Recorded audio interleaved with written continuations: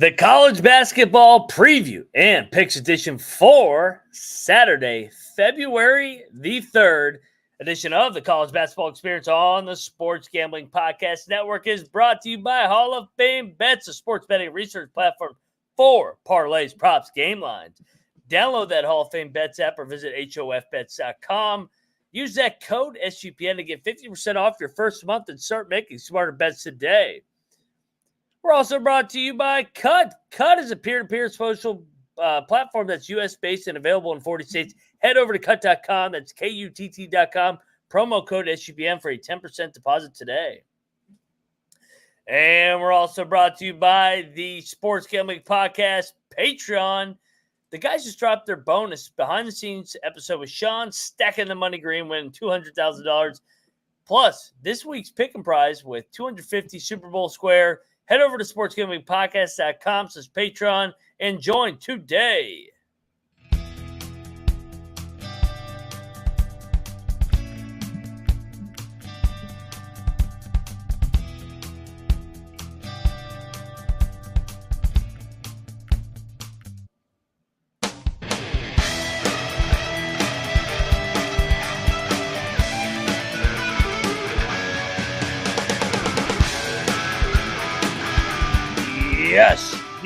Yes.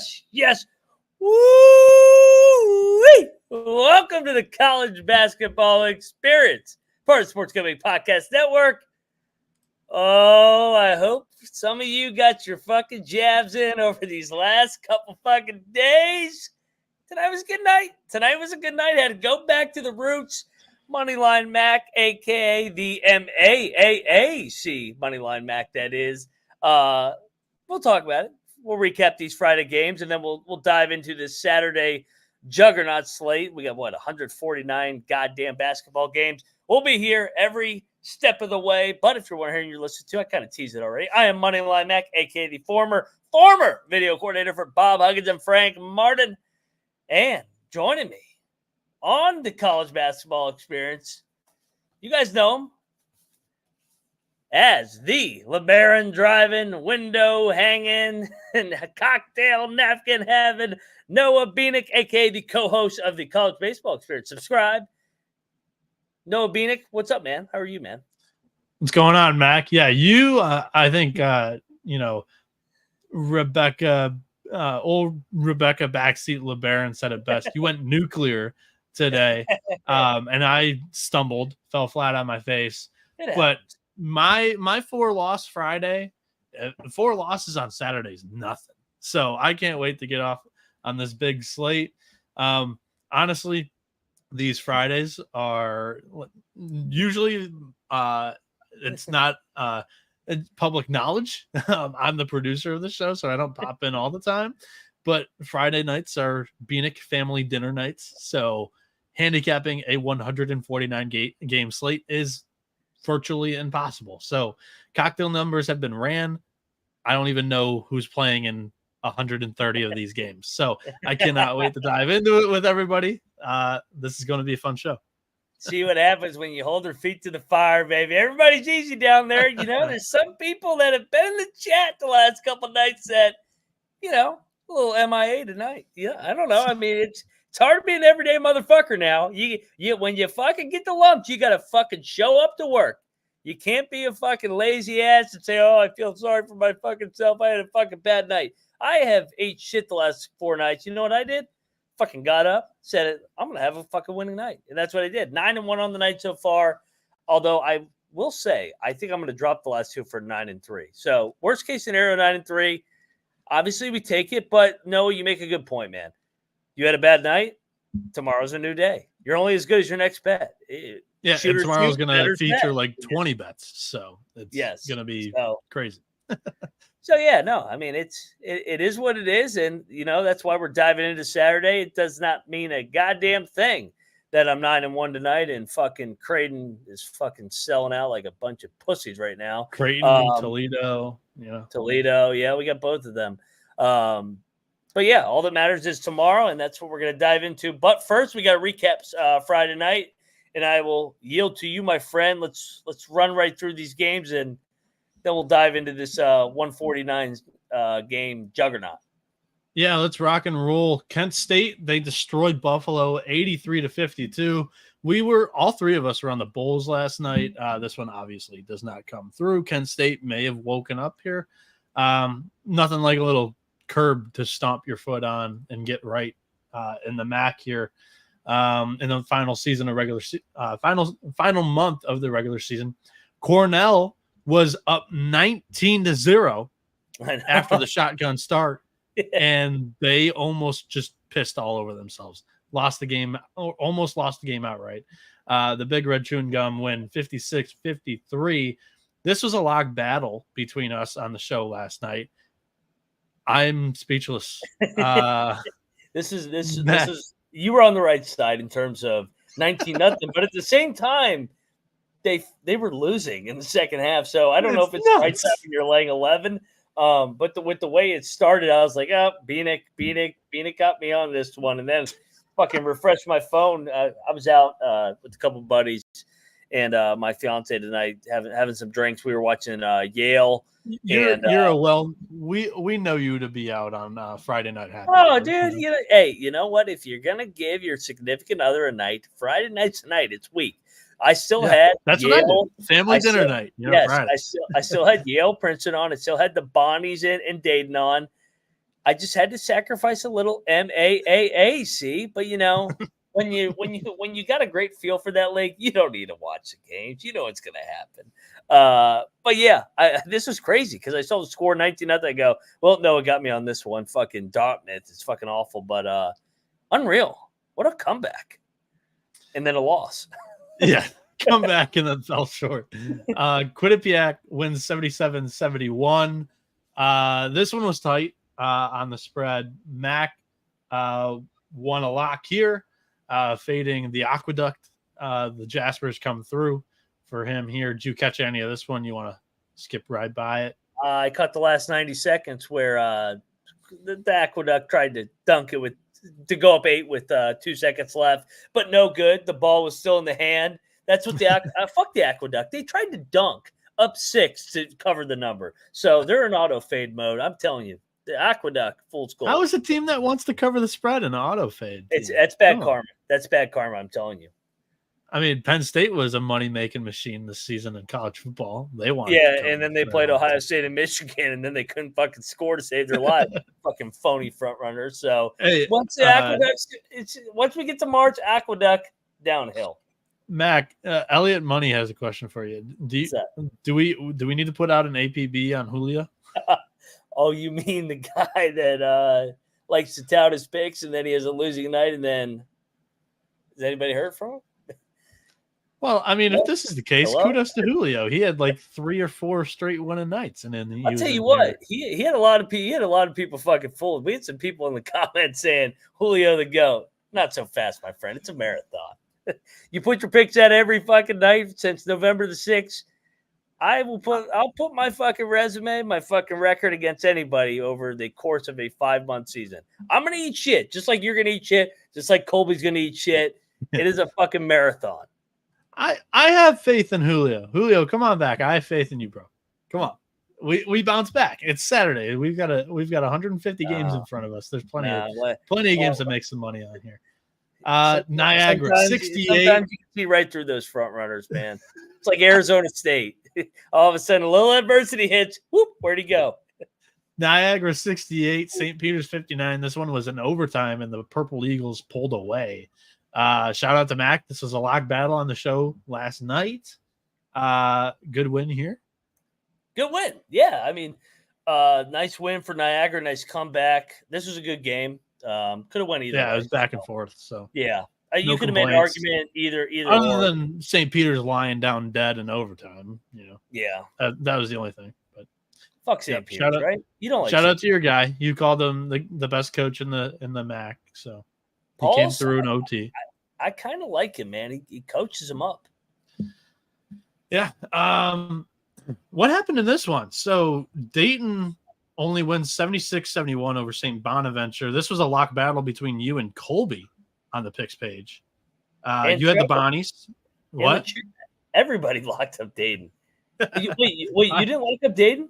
No, I didn't lock up. You might have been the only guy that didn't lock up Dayton. Bonnie's come through. This one was tight most of the way.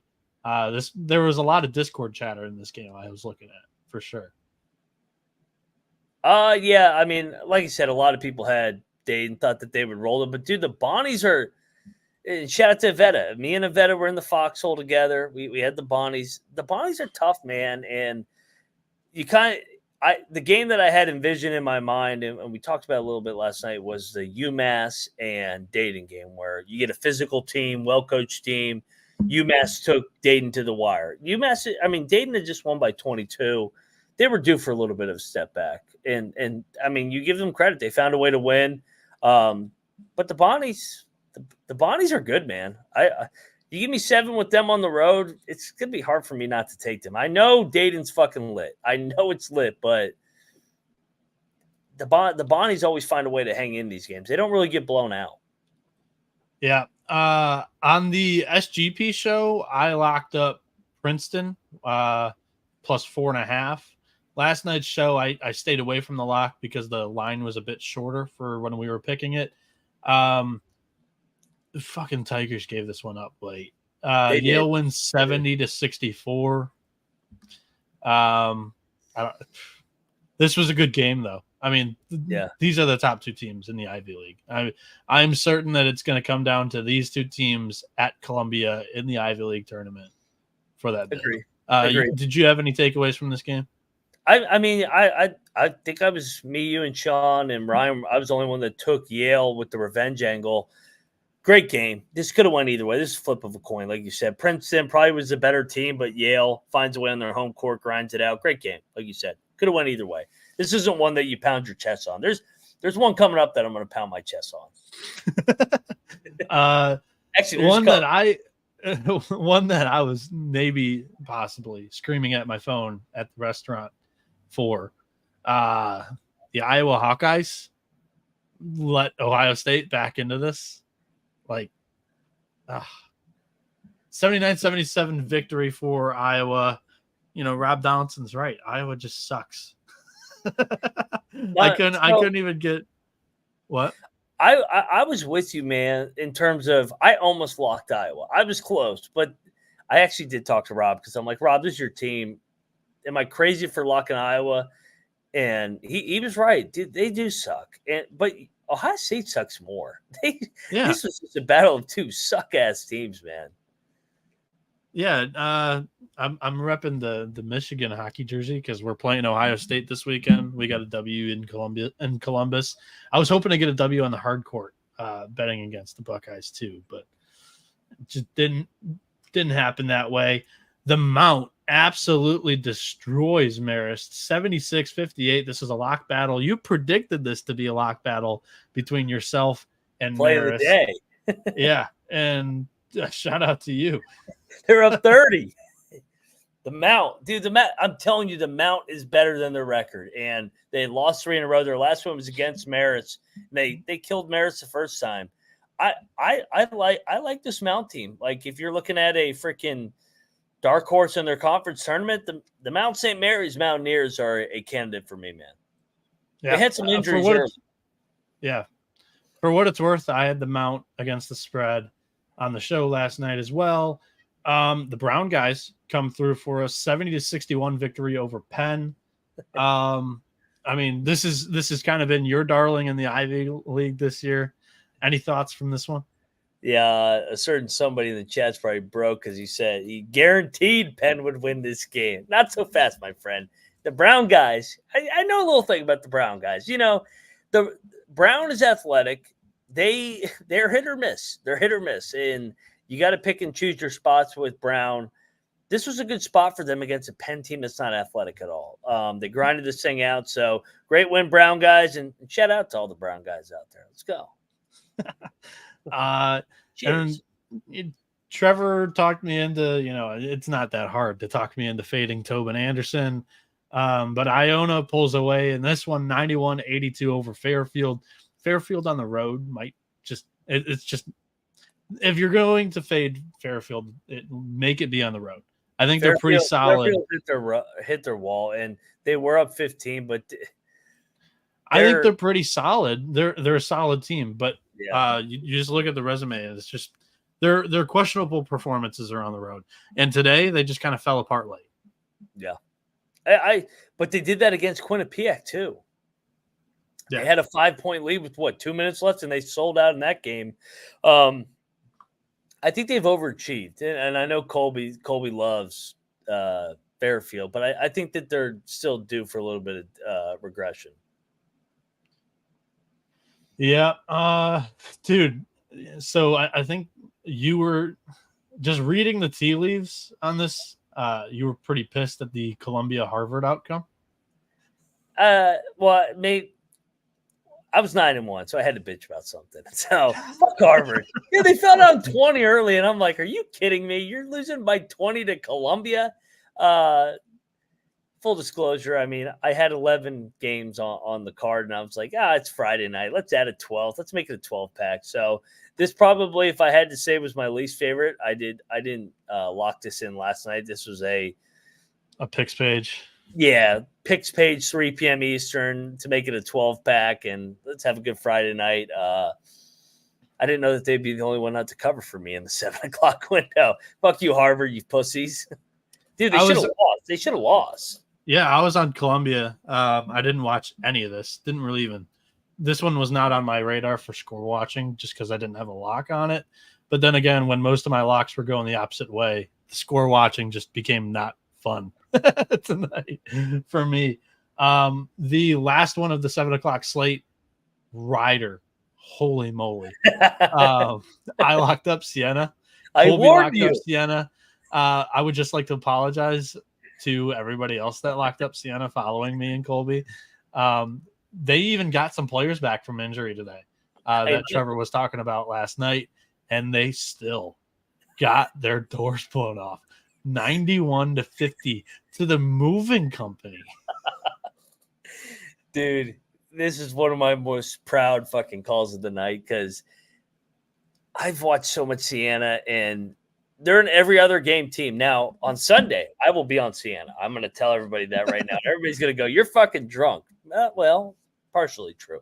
But the Saturday night show? Yeah, probably true. Yeah, dude, it might be my play of the day by, when West Virginia beats BYU. But we'll get to those games. Dude, Siena sucks for some reason. The first game of these, 2 games in 3 days. I don't know what it is. I mean, they suck all the time. But they get their ass beat on Friday nights for some reason. I don't know if it's their preparation or something. But yeah, good win for the moving company. The moving company's better than the record too. Last year they were a darling. This year they've been a little bit disappointing. I think it's somewhere in the middle between 2 years. Shout out Jay Trinidad. He says he's healing from surgery and loves the show. Hope you get better soon, Trinidad, for sure. Thanks for tuning in. So we've got 3 games left on the Friday slate that are still pending. Creighton is currently losing to Butler with 6 minutes to go. Bulldogs up 87-84 on the Blue Jays. And Toledo's brought this thing back, Mac. They are down 58-52 to Akron on the road. And then the one game that hasn't even tipped yet is San Jose State and Nevada. Before we get to that game, just because San Jose State, Nevada. It's a Friday night sweat in the chat. We're going to be here for the next 2.5 hours. We might as well get a little bit of action. So I have a play on that in the underdog. I gave it a play on my article. And speaking of underdog, let me get to the underdog ad right here before we go to game balls. Underdog fantasy, it has. Oh, hold on. I gotta get our display up real quick. I'm trying to multitask as I'm talking. Underdog fantasy has a way to play alongside your favorite fantasy players all season long: NFL, NBA, NHL, college basketball, and college football. Simply pick higher or lower on your favorite players' fantasy stats and cash in. You can win up to 100x on some spicy plays in your pick'em entry as well. And then here is that underdog pick for this game. I have Tibet Gorner from San Jose State recording lower than 17.5 points, rebounds, and assists. This is hit in 10 of his last 13 games. And then for tomorrow, Give me Maryland's Julian Reese, higher than 22.5 points, rebounds, and assists against Michigan State. We all know that Sparty's front court is pretty weak in just kind of all facets of the game. They're smaller than most front courts in the Big Ten, especially Julian Reese. So they don't really dominate defensively or on the glass. So I think Reese has a good game here.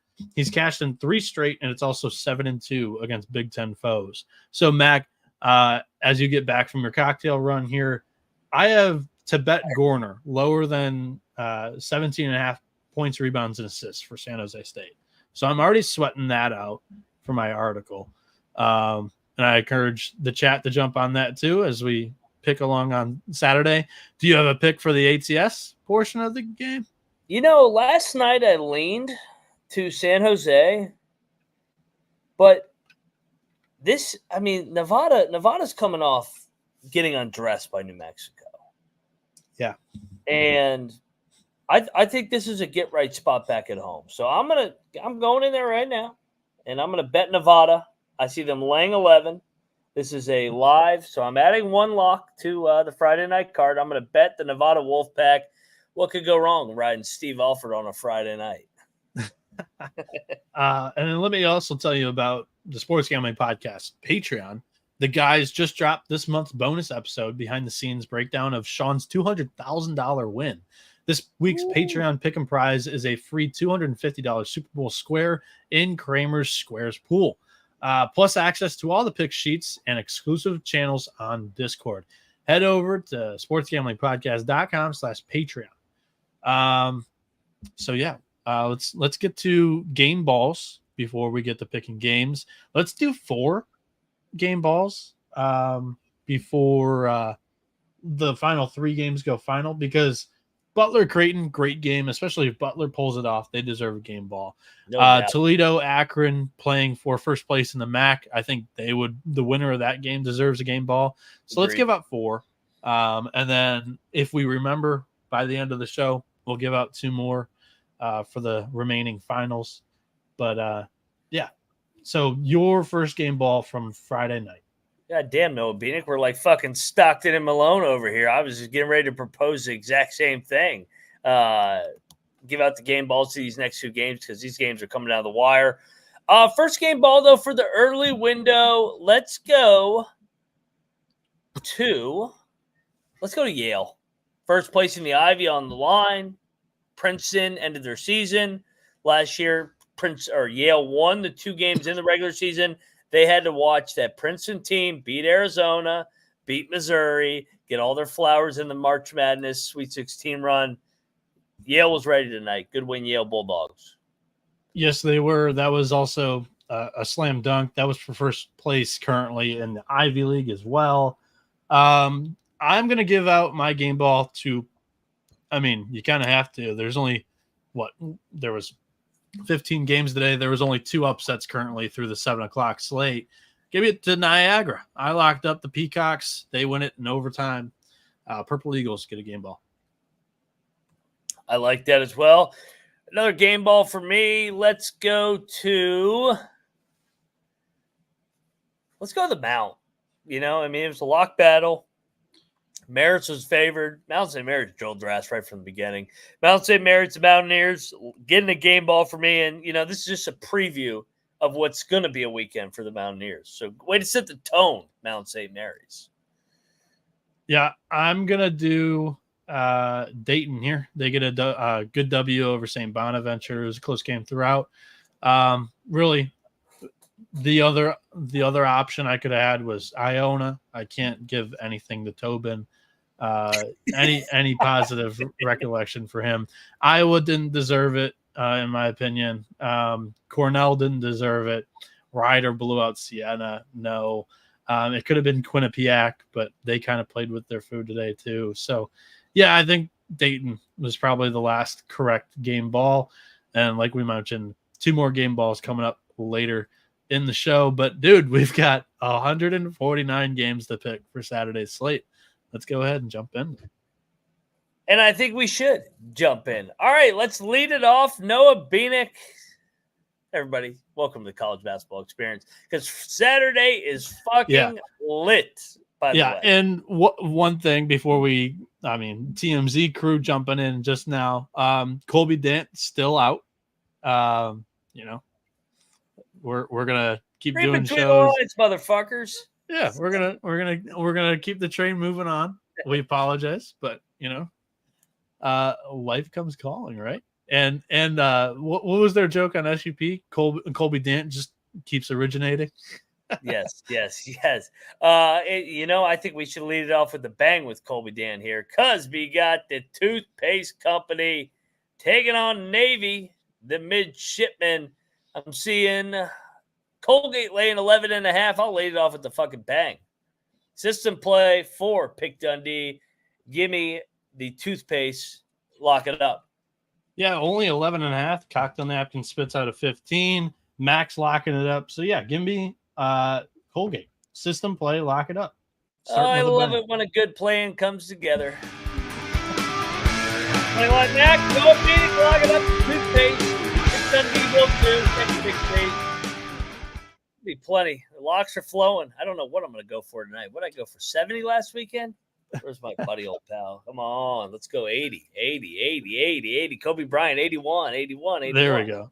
Music Maker goes, Pick Dundee Juniors coming out the chute. If we want to put together a fun little graphic before Colby announces something and breaks news, betting odds for Dundee Junior's name. Shooter would be a Colby name for sure. Kelly LePepe. Dundee's probably up there as well. We'll put together. We'll ping Cameron Kerr. We'll put together a graphic of some of the best names that the chat gives out as Baby Dundee's name. How about that? I like that idea. No, all right. Let's go. Let's go to your conference here though. Next up, Noah Bieniek. And by the way, chat. There's 149 games. If we forget one, just put it in the chat and we'll get to it. One of the weird things about Saturday night is it takes forever to get these lines out. Let's go to Bloomington, Indiana. Indiana's laying 5. See a 4.5 out there against Penn State. Penn State's off the big Rutgers road win. Fringe lock on Indiana. Noah? Yeah, for sure. Yeah, I think so too. I'm not locking the Hoosiers. Cocktail Napkin actually only has this one at 5.5. But personally, at Assembly Hall, Penn State on the road, in one of the best environments in the Big Ten, I'm going Hoosiers here. And just like Gunner from Jay is a good suggestion too. And shout out to Caden. Caden's going to be at the game. Oh, shout out to Caden. And all of a sudden, Noah Bieniek is all of a sudden coming along to the Hoosier bandwagon. Let's go, Hoosiers. All right. Enough fucking me blabbing around. Let's get into it. Mason's going to fucking UMass. UMass is laying 3.5. So George Mason, like you said, they 4-4 in league play. Come back a little bit to the pack. UMass is almost automatic at home, man.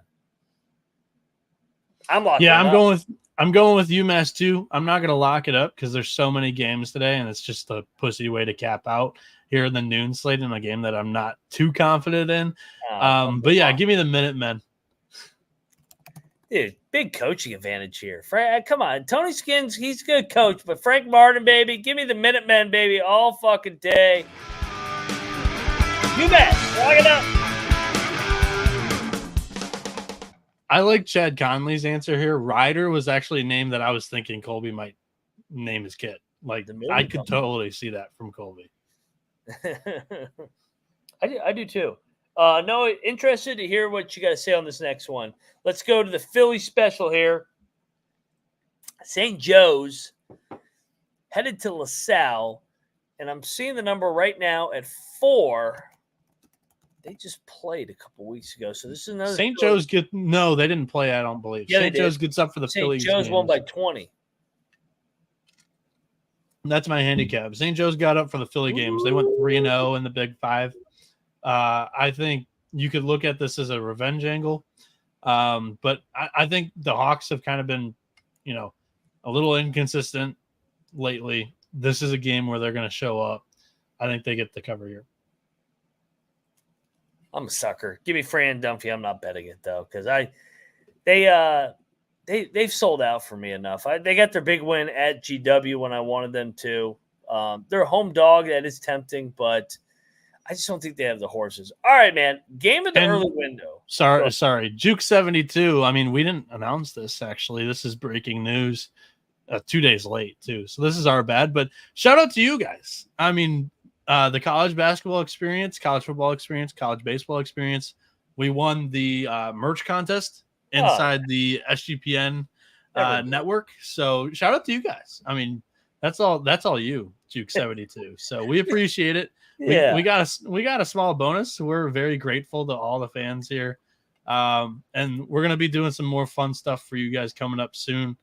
Can't wait. I mean, this is college basketball time. We're getting closer to March Madness. Can't wait. All right, Max. I would have bet my retirement that we were going to win this fucking this contest with our freaking chat. Our chat's the fucking best, man. You guys really are the best, like Noah said. I didn't even have to advertise. I mean, I knew that our people travel, man. You know, they're going to show up and get the shit done. But yeah, shout out to you guys for winning the contest. I'll tell you who else is going to be traveling here. We're going to the Madison Square Garden, the world's most famous arena. UConn Huskies laying 3. It's hoping at 5.5, Noah. Against this. Why is it dropping? I guess Colby keeps betting it. I don't know. I don't know. Is this still a lock? Or are you scared off the line movement? Hell yeah, it's a lock. I'm not scared off the lineman. I think Rick Pitino is the public here. These two fan bases, I'm going to give you the exact same handicap. I don't know if they're public, but I do agree with you.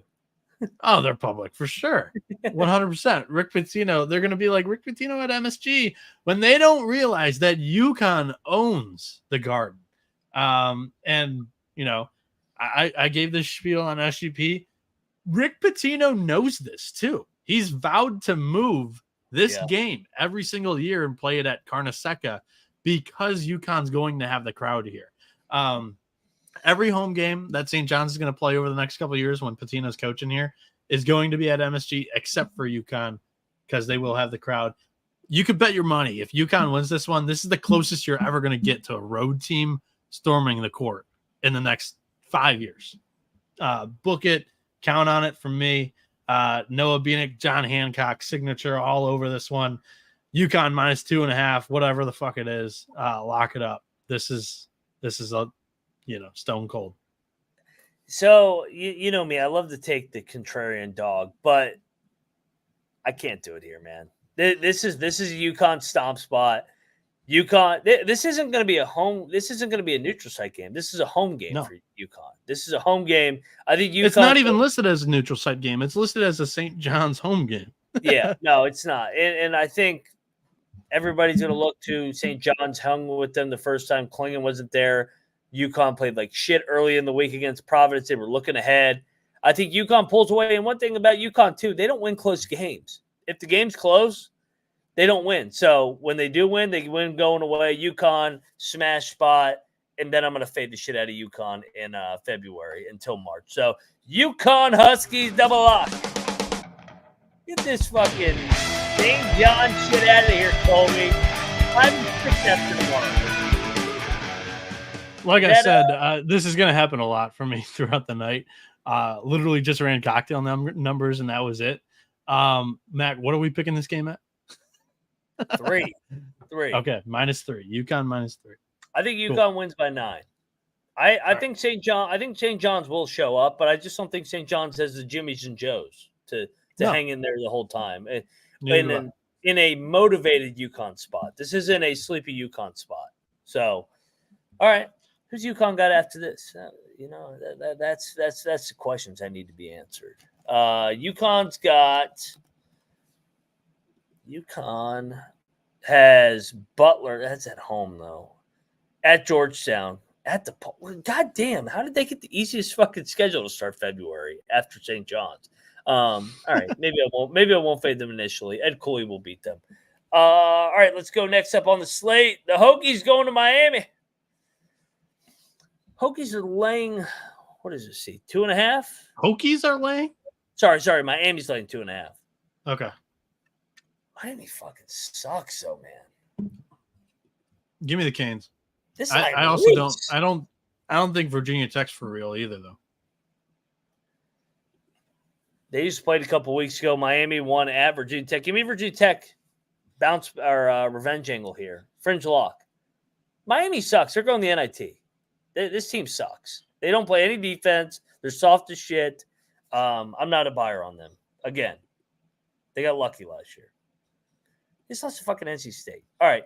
Next up, let's go to Baton Rouge. Arkansas headed to LSU. LSU laying 5.5. Woo. That's kind of short. Is Arkansas about to go on a run here? Missouri, I think, is really bad, though, dude. LSU's lost 5 in a row. Cocktail Napkin has LSU minus 12.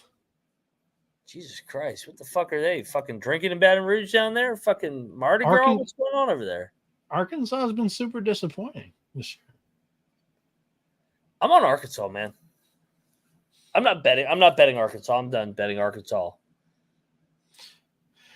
Yeah, maybe LSU Magic has run out. They've lost 4 of their last 5. And Arkansas coming off the win. I think this is a no. I'm not betting this, but I'm saying maybe Arkansas has more momentum than LSU. We'll see. I'm very intrigued on this one because I think Arkansas has the pieces to be really good.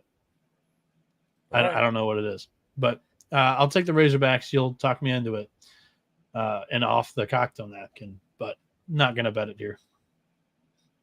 Fair enough. LSU does have a week off. That would be a nice side for that, or a nice angle for them. True. Let's go over to the next game. We got Duquesne headed to Rhode Island. Duquesne is laying 3 on the road. This is a Rhode Island spot, isn't it? I think wrong team's favored here. Cocktail Napkin's got the Rams minus 2. I'm pulling up the game now. So Duquesne's winners 3 in a row. Rhode Island. Yeah, all 3 were at home though, so they've lost every conference road game. I like this. Yeah, this is wrong team favorite. I think we bet Rhode Island. We're getting 3. Yeah, 3.5. Shop it around. Let's go. 3.5. Rhode Island. Ram it. Right. Ram this motherfucker. We're getting over possession. Love it. Yes. Rhode Island, baby. Regression for the Dukes. Chip pitch. Plug it up. Ram it.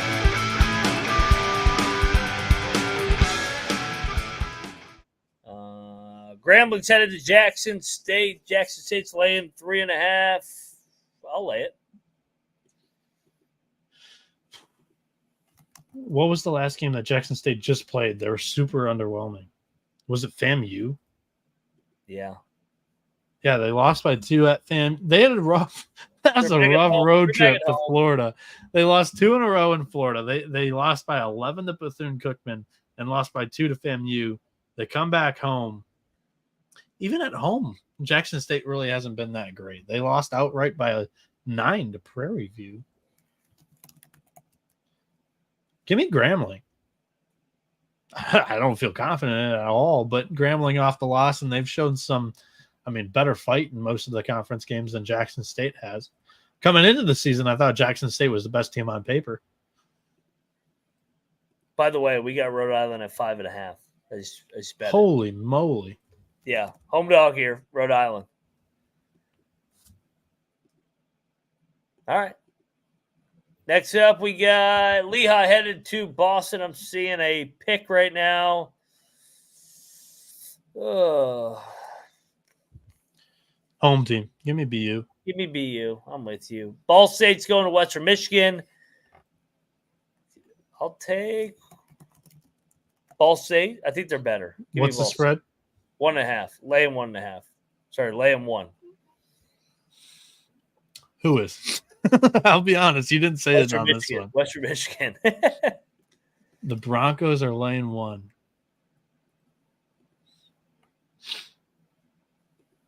Both teams off losses, too. Let's go with I'm gonna pull, dude. Actually, this is the handicap. Shout out to Sean Green. Ball State 10th in free throw rate, making 78.5% from the line. Western Michigan 362nd out of 363 teams, 60% from the free throw line. I mean, in a spread this low, that's got to be the handicap. So give me the cards. All right. Cleveland State's head to Oakland. The Grizz laying 5.5.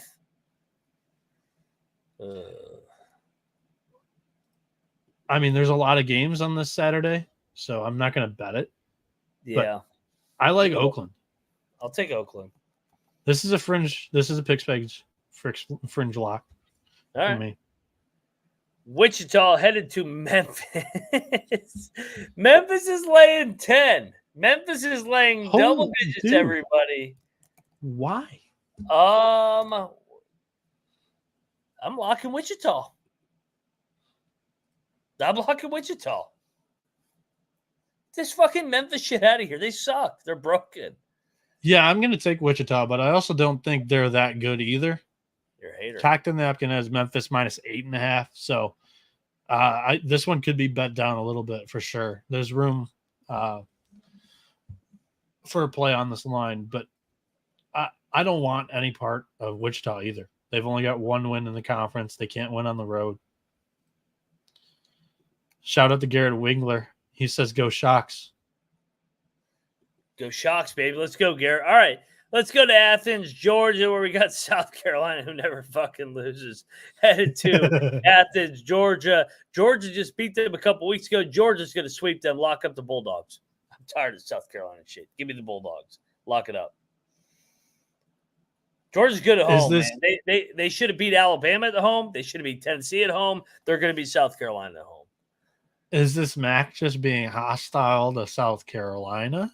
This is a great spot for – tell me how this is not a great spot for Georgia.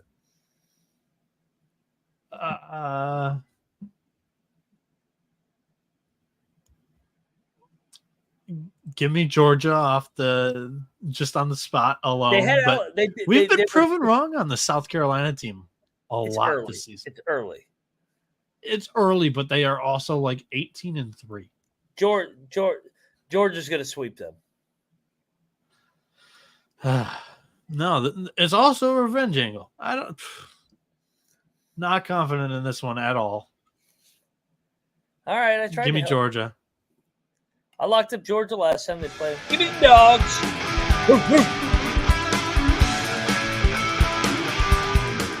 Georgia all fucking day. I'll take you to another fucking lock. Robert Moore's head to Detroit. Get this fucking Bob Moore shit out of here. Detroit was better than them 2 weeks ago. Detroit wins tomorrow. You don't check yourself into the hospital on a Saturday. This is the final time. I told you. Not allowed. I have one more appointment. This is the last appointment. This is the last appointment. They led the entire game at Robert Morris. They lost in double overtime. I don't even know how they lost the game. This is the last time until Ooey Pooey on Valentine's Day that I will take them. They will beat Robert Morris tomorrow.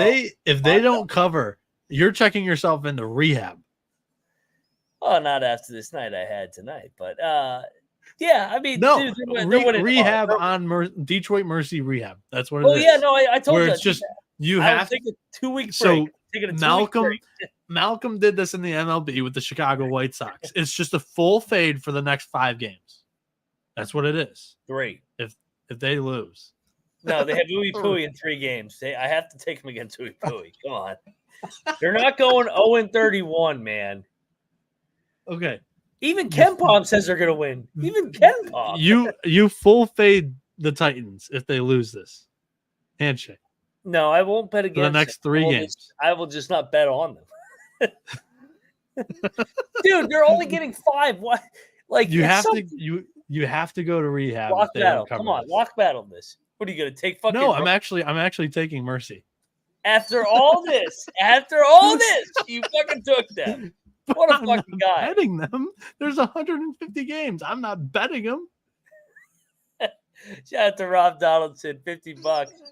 Fucking Noah Bieniek, get some $50 for you being a coward and not blocking. Rob says for Max Detroit Mercy induced rehab. I don't need no fucking rehab. I'm on the Mercy. Checking in. How are you, Grey's Anatomy? All right, let's fucking move along. That's enough Detroit. I don't want to talk about them anymore. I'm going to take them. I don't want anybody to tweet at me. Don't tweet at me when they got a 10-point lead with 5 minutes again, like everybody did last time. I know they're going to be up 10 with 5 minutes. That does not mean they're going to win the game, and that doesn't mean they're going to cover either. You got to know. The flat line is also always a possibility inside the hospital. It just is. I can't wait Sad till but true. When West Virginia is going to beat BYU, but it will not. It may not be the happiest I'll be because Detroit will beat Bob Morris for win number 1. I'll be a proud father tomorrow. Pick Dundee. He may be in a hospital. He better lock him up. I got to call him tonight. Thank you, Rob. We appreciate it, by the way. Binghamton, the golf course is headed to Vermont.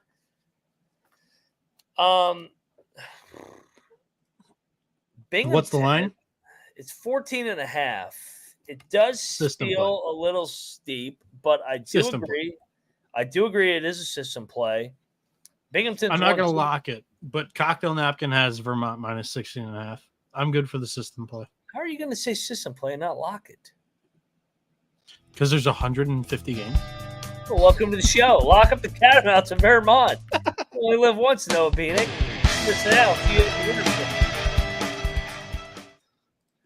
All right, next up, Wagner Stonehill, no line. Sorry, Wagner playing 5 wide. Give me Stonehill. Wagner's fucking awful. I will take Stonehill too. If you listen to my voice there, not very confident. I think he said fringe lock. Sure, go with that. Lemoyne Sacred Heart. Ooh, this one's fun. Sacred Heart's laying 4. Why isn't this game on a Monday at 3 This is short. 4? Yeah, that's what my algorithm's saying. Give me the Dolphins. This is short. This is too short. Lemoyne's been kind of hot, right? No, they just got drilled by 20 by Wagner. Yeah, but they beat Central Connecticut. I'm talking like just recently. They beat Central Connecticut. They crushed St. Francis. They beat LIU. Then they got crushed by Wagner. I'll take Lemoyne. I like Lemoyne better. I'm not betting this. Winthrop's going to Asheville. Now, this is a fucking game, man. Asheville is laying 1.5, 6-2 in league coming off the Winthrop game. Winthrop has a week off. I kind of like Winthrop here, but I'm not betting. I like Asheville off the loss. Cocktail Napkins got it -4. These two are, I mean, outside of High Point. High Point's come out of nowhere, but High Point's on fire. This is a huge game in the Big South. Bet? No bet? I like Asheville coming back home off the loss. All right. Fair enough. Longwood's headed to Charleston Southern. Longwood sucks. Give me Charleston Southern as a home dog. Sorry, I'm taking too long. I'm going to lock up UNC Asheville. That was 1.5. Yeah. No Bieniek's locking up. Go dog.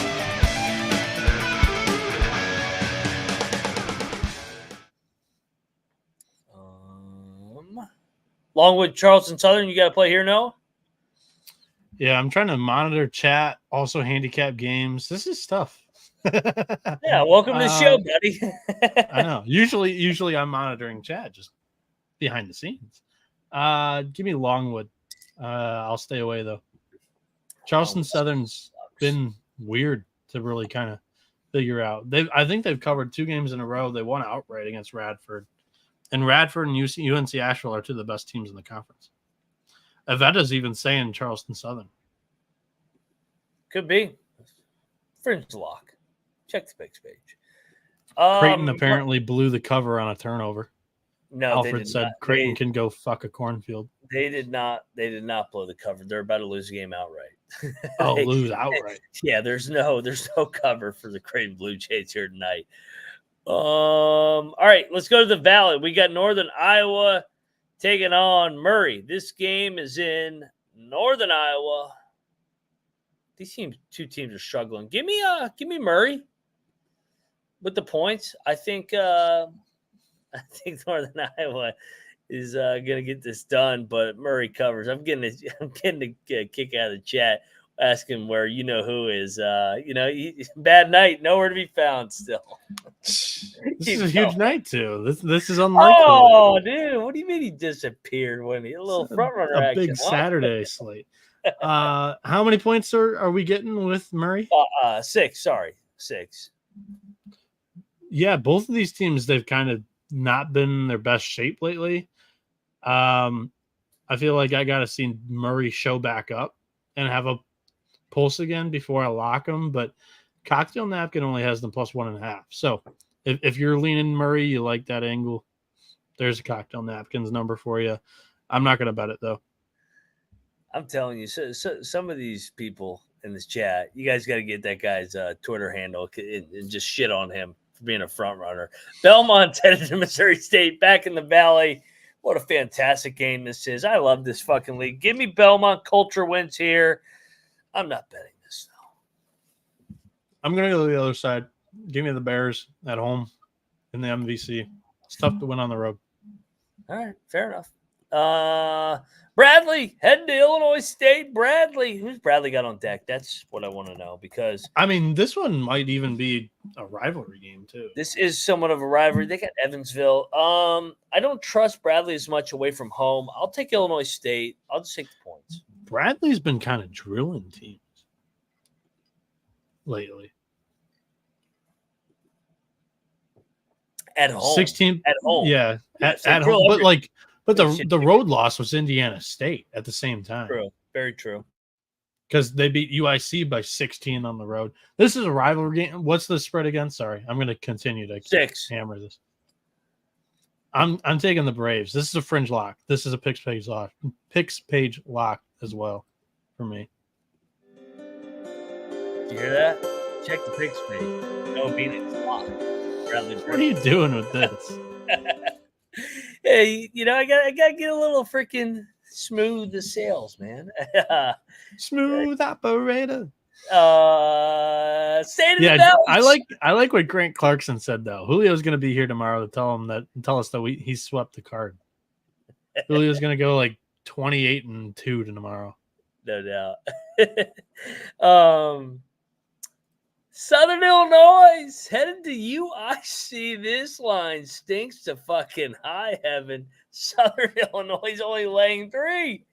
What am I missing here? They're on the road. They do suck too. That is fair. Especially on the road. Give me the Flames. Flame on. I'm also going to take the Flames. Like you said, this one's kind of already short to begin with, but I mean, Southern Illinois, in general, they haven't been as good this season. 3 of their last 4 losses have been at home, nonetheless. So, yeah, I'm taking UIC. We did not hit on Toledo, Noah Bieniek. We lost by 7, of course. At least I hit on it on the SGP show. It was plus 7.5 when we picked it on that show. Yeah. All right, I guess I hit it too then on that. But I did not hit it on my actual bet. I bet fucking plus 1.5. And for what it's worth, that line came crashing down like 2 hours before pick or before tip. Kramer texted me. He's like, "Is there an injury for Akron?" And I was like, "Some guy did break his hand, but it was, a couple of games ago. He's not really a huge contributor to the team. So I think he jumped on a good CLV number. So I think he came out with a win, even though the cocktail napkins number on the SGP show kind of screwed him, hooked him. Well, can't listen to the cocktail napkin every night. VMI's going to Mercer. Interesting to see what the napkins got here. Mercer's laying 13. These are the games on fucking Saturday. Mercer minus 15.5. Ew. Cocktail napkin. All right, give me VMI. VMI's been competing lately. I know it. Saturday, they don't have to freaking get up at 5 a.m. March, freaking get ready for military duties. Give me VMI, man. Yeah, I'll take the Q-Nuts too. Yeah, and shout out to Josh fucking Lower 34 in the chat. He fucking leaves a comment every day about how much I suck ass. And now he's fucking, after 9-1 day, he says, Mac, you're the man. Fuck you, Josh. Just kidding. Appreciate the love on the show. But he says he's just messing with you. He leaves a comment every day. It's every fucking day. I go through the comments, I go, this show sucks ass if you watch it. Yet he keeps coming back. So we're doing something right. My job for the show is to look at the comments, and I only do it for the stream. I don't mess with most of the comments for the individual videos and shit like these guys do. I shit on it. My over under on fucking Twitter arguments is too high. So I get that. Shout out to Josh Lower 34, the man. Charleston Southern. Love you too. Appreciate it. Not Charleston Southern. College of Charleston's going to Bill and Mary. Bill and Mary sucks ass. Charleston's laying 11.5. Lay it. Yeah, I'm gonna lay it with the Cougs as well. Also, they're off the loss to Wilmington. You want to know the line that fucking reeks right now, man? What if I told you Sam Houston just beat fucking Western Kentucky? Sam Houston is only laying 2.5 at the airport. At the airport? The airport just lost by 50. They just got drilled. FIU, all day, lock it up. They are Is this like senior day? Are they retiring a number? Are they doing anything? No, I mean, FIU had not been that bad at home before that. That was such an outlier. FIU, all day, lock it up. You're locking this? They are telling you FIU is going to win. I'll take 2 or 3 jabs on these lines that absolutely reek. This is one of them, FIU. Everybody's burned on them. I know they got drilled. Double down. FIU is going to win this game. Holy moly. No. This is going to be a lock battle. Oh, you're diving right into it. Dude. Oh, Noah Bieniek. Hopefully TSA doesn't stop me at the airport, but this should be a hard flight from Bowling Green down there to Miami. Successful takeoff, successful landing, through, in and out of the airport. Sam Houston Bearcats, they get a W by 2 possessions or more. FIU, Chat's like, this game's fixed.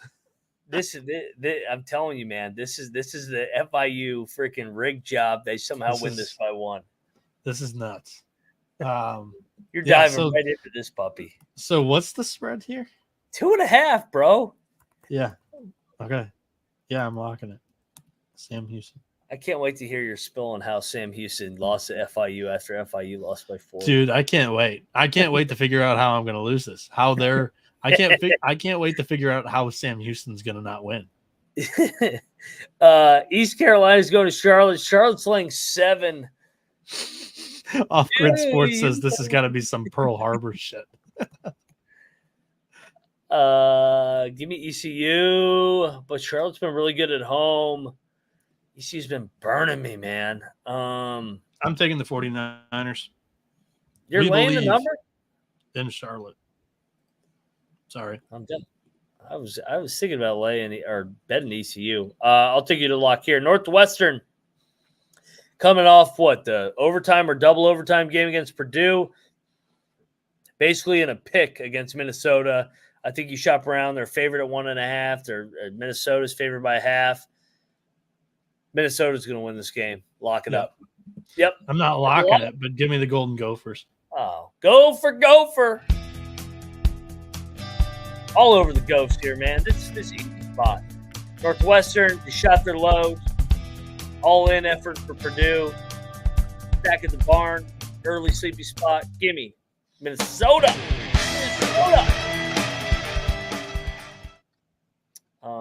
Marquette's going to Georgetown. Saxahoya.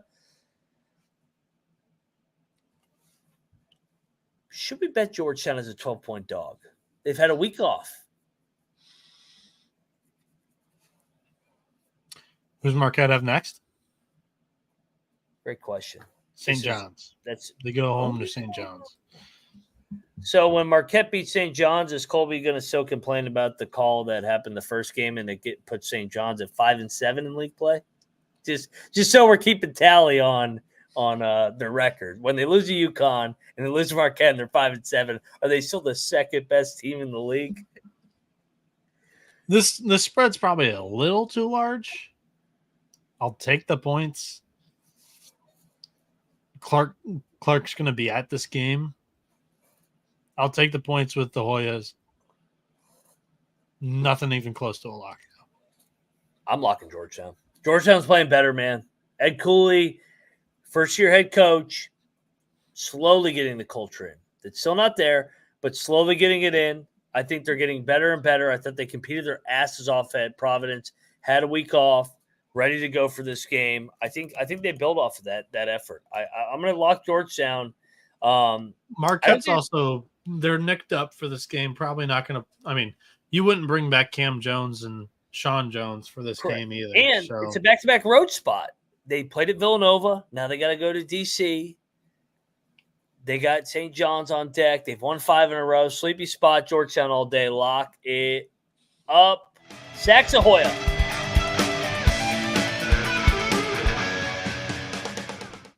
All righty. Next up on the slate, Monmouth headed to Delaware. Delaware's laying 7.5.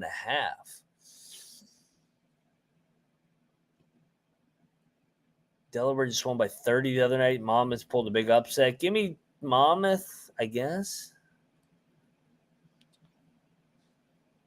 No? What are you doing here, man? I'll take Delaware. Yeah, just Monmouth off the upset at home. Now they hit the road. I think Delaware is able to win this one by a possession or more. What if I told you the Red Hawks are headed to play the Bobcats? Battle of Ohio, Miami of Ohio, going to Ohio. Ohio laying 7.5. Too many points in a small rivalry game. Give me the Red Hawks on the road. Ohio's just not as good as they have been in the past, too. So if you look at any historical trends, I just think throw those out the window as well. I agree, Noah. All right. Let's go to a real league. I'm tired of all these other pussy leagues. Unless they fit my narrative for Miami, Ohio. Miami of Ohio is awful. Let's go to the best damn league in the land, and all these other leagues are just battling for second. K-State's head to Oklahoma State. Big Ten, my God. I mean, are you even better than the Missouri Valley at this point? You're not even the best you're not even the best league in the Midwest. We have Purdue. Oh, yeah. Until they lose to fucking Fair Dick or St. Pete's again, they can't even beat the fucking and Illinois and Wisconsin. We're a good conference. K-State's only laying 1, dude. K-State is going to lose here. Oklahoma State led the entire game in Manhattan 2 weeks ago. Should have won the game.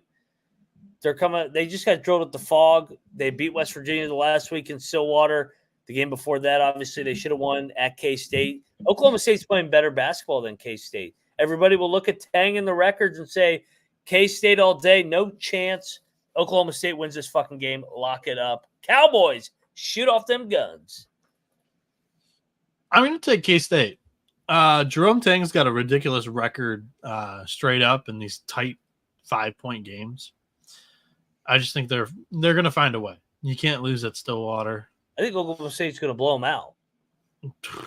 I don't think so. I think it's a game. I think it's close. And in these close ones, Tang, he's undefeated in overtime games, and I think he's got from off the top of my dome, he's got a crazy record in 5-point regular time games as well. So give me the Wildcats. No battle, though, right? No. Bold prediction. There we go. Where's my music? Play my theme. Oklahoma State's going to win by 15 plus. They're going to drill them. That's fine. Cowboys. How about them Cowboys? Speaking of the filthy Cowboys, let's go to the Cowboy State here. Texas is headed to TCU. Horns down. Signs will be everywhere. Love it. TCU's laying 4.5, 5. Open at 5.5. This is a lock for me, man. Texas is good as a dog. I hate Texas. but they're good as a dog. They're going to hang in this thing. If you're taking TCU, you're getting them at the very, very top, playing as good as ever. This is a sell spot at TCU. Hopefully TCU wins by 1 is my hope. Give me Texas, lock it up. I'm hoping for it. This is the only time that TCU plays Texas all season long. And it's right before the Longhorns skip town to a different conference, the SEC. Expect plenty of horns down. This is going to be a rowdy atmosphere. Jamie Dixon and the Frogs, they win this by, 4 more. That's all you need to do. Make your free throws at the end. Extend the lead. What's the spread? 4.5. No lock battle. Oh, come on. Texas leads the entire way. Careful when it's a pleasure. I love how the chat. Shout out to Dante Carnival. He's saying Noah's got to lock more games. We're 25 games in, and I've already got 7 locks. Like that's way more than Noah usually locks. You can't be a coward your whole life. UVA going to Clemson. I'm interested to see what you got here, man. Clemson's laying 4.5. I think it's a Clemson smash. What'd you say? I like Virginia. I think it's a Clemson smash. Virginia on the road. We've seen this time and time again so far this season. Virginia's quietly played better on the road recently, though. They quietly played Georgia Tech and Louisville on the road recently. How did it go for Duke and Carolina when they went to Georgia Tech? Dude, no, this is a different caliber of team than UVA's played on the road. This is Clemson. You want to battle here? I will battle you with the Wahoos. This is Tony Bennett time. No, Rob Brownell always chokes. This is when the experience comes out to play. Yeah, Clemson's got possibly the best, most experienced roster in the ACC, outside of maybe North Carolina, who also has a very experienced roster. Give me Clemson. I'll lock battle if you lock Virginia. Oh yeah, I gotta get some action. I'll be in West Virginia, so I don't have to go offshore to bet this tomorrow. Noah Bieniek calling Clemson Tigers. We Tigers. He's got Rob Brownell play line back, taking the private school pussy deacon sports that deacon. Wahoo wah.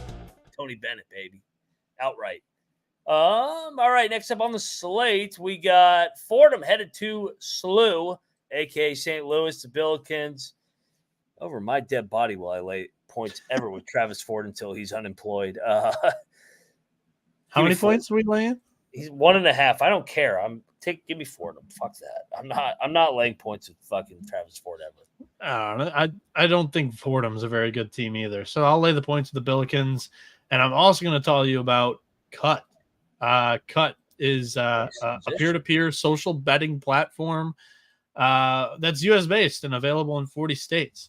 Pizbee's social betting is a new and better way to bet. Bet directly against your friends or other users on sports, politics, pop culture, and other events with verifiable outcomes.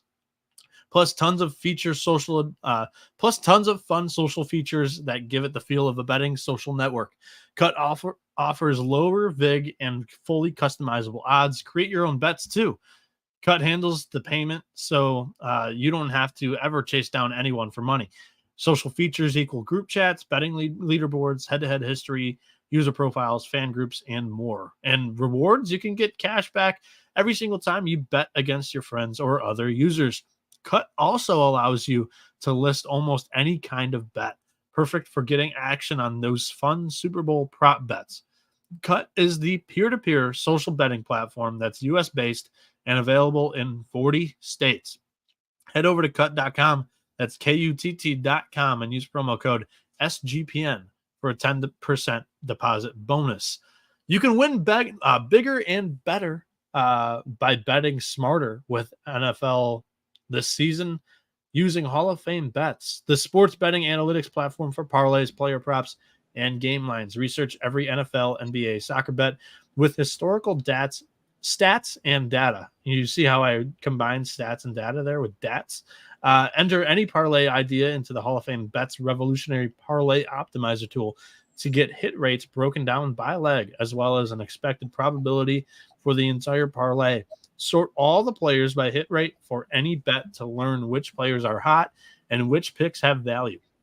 Stop betting in the dark and join over 30,000 users researching with the Hall of Fame Bets to craft more intelligent, data-driven parlays.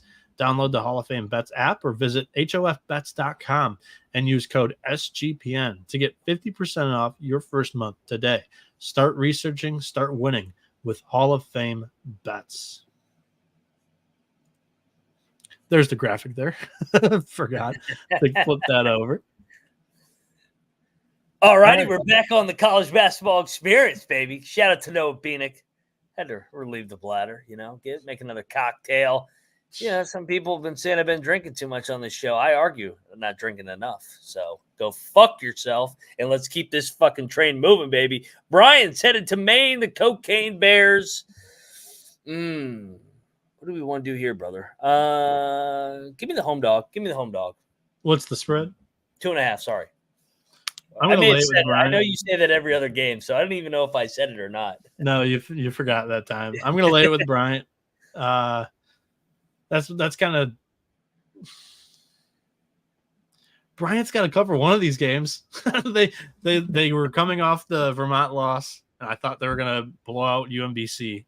They let UMBC score 95 points against their top 100 defense, which just hasn't really happened at all this season. So I think this is the spot. They get a cover against the Maine Cocaine Black Bears. So, yes, I'm going to lay the points. I think we've unpacked it. Shout out to Jeff Sharp.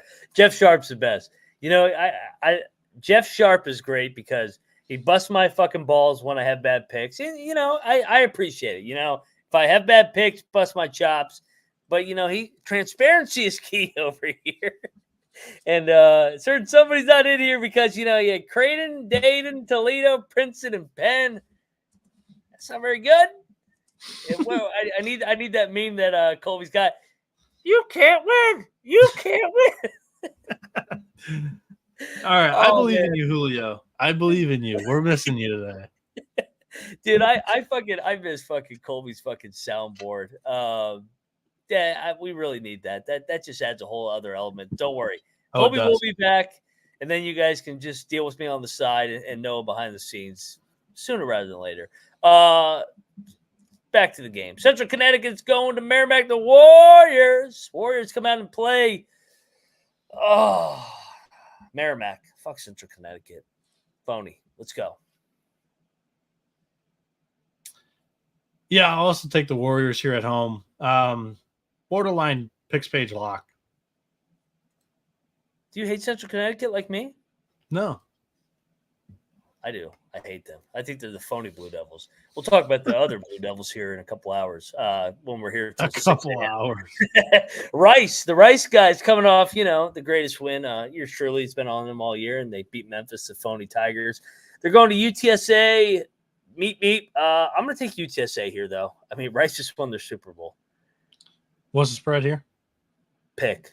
That's why I didn't say it. So I actually was right for not saying it. Yeah, it's pick. Cocktail Napkin loves the Roadrunners. All right. I can be talked into a lot. Come on, Bieniek, let's go. The people have been waiting for a lot. I mean, the Rice Owls are coming off the Memphis win. UTSA is laying 5 with the Cocktail Napkin. Let me run my algorithm. And Rice off the Memphis win. That's all I got because both these teams are pretty ass. You want to know my model? UTSA, they've had a week off. Rice, they just want to say 15-point dog. That's already a week off too. Yeah, they've almost. I mean, any team that wins by 15 on the money line, a 15-point dog on the money line is almost auto fade. You add that in with the week off for UTSA. Meep, double lock. Let's go, man. Yeah, this is a lot. Let's go. Meep. Go, lock it up. So far, one of my favorite picks of the day. And I had to nudge you. How about that? App State's going to Georgia Southern. If it was Thursday night, I would lock up Georgia Southern, but I will just take them on a big Saturday slate as a home dog. I got discipline. Saturdays for the Mountaineers, and App State is a Mountaineer, so I will not lock against them. I'm going to take App State. Right. That's about it. I just think Georgia Southern has been hit or miss for most of the season. I don't have a good read on this one. Let's do a little rewind here. Arizona State's about to lose 8 in a row. They've lost 5 out of 6. They are laying 2 now against the Cal Bears. This is a lock. Is Jalen Tyson all right? He was banged up. 2 games ago, he got hurt late, and he was on and off the floor to finish that one. What did he do in his last game when they played Arizona? Well, they got fucking drilled. So. Well, I know, but just did he look all right?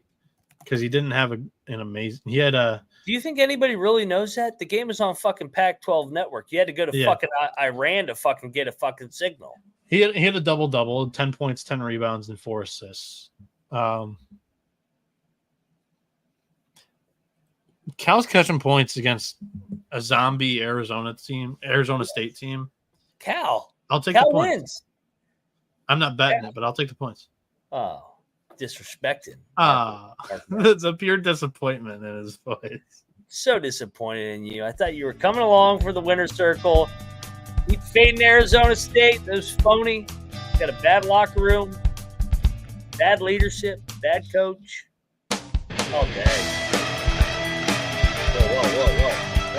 Whoa. Lock it up. Get this fucking Arizona State Perez shit out of here. All right, next up on the slate. Bethune-Cookman's going to Alabama State. Alabama State's laying 5.5. Give me Cookman. I'm going to take the home team. Cookman plays better at home. So, give me Alabama State. No lock.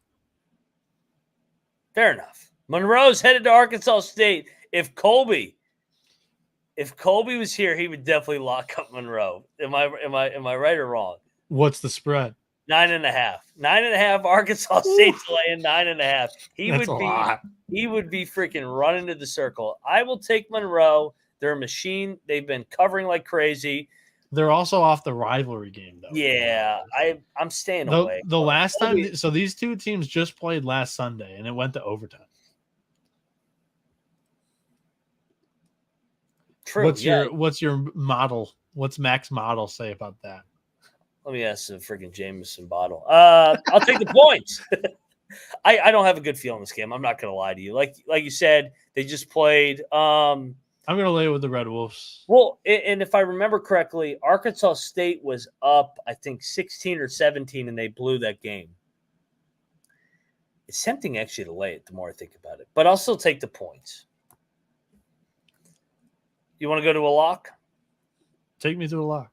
Let's go to honestly, this is a game of the 3:30 Eastern slate. There's only 3 games. So, by default. Utah State, Danny Sprinkle doing an unbelievable job in the Mountain West here, number 1. Yes.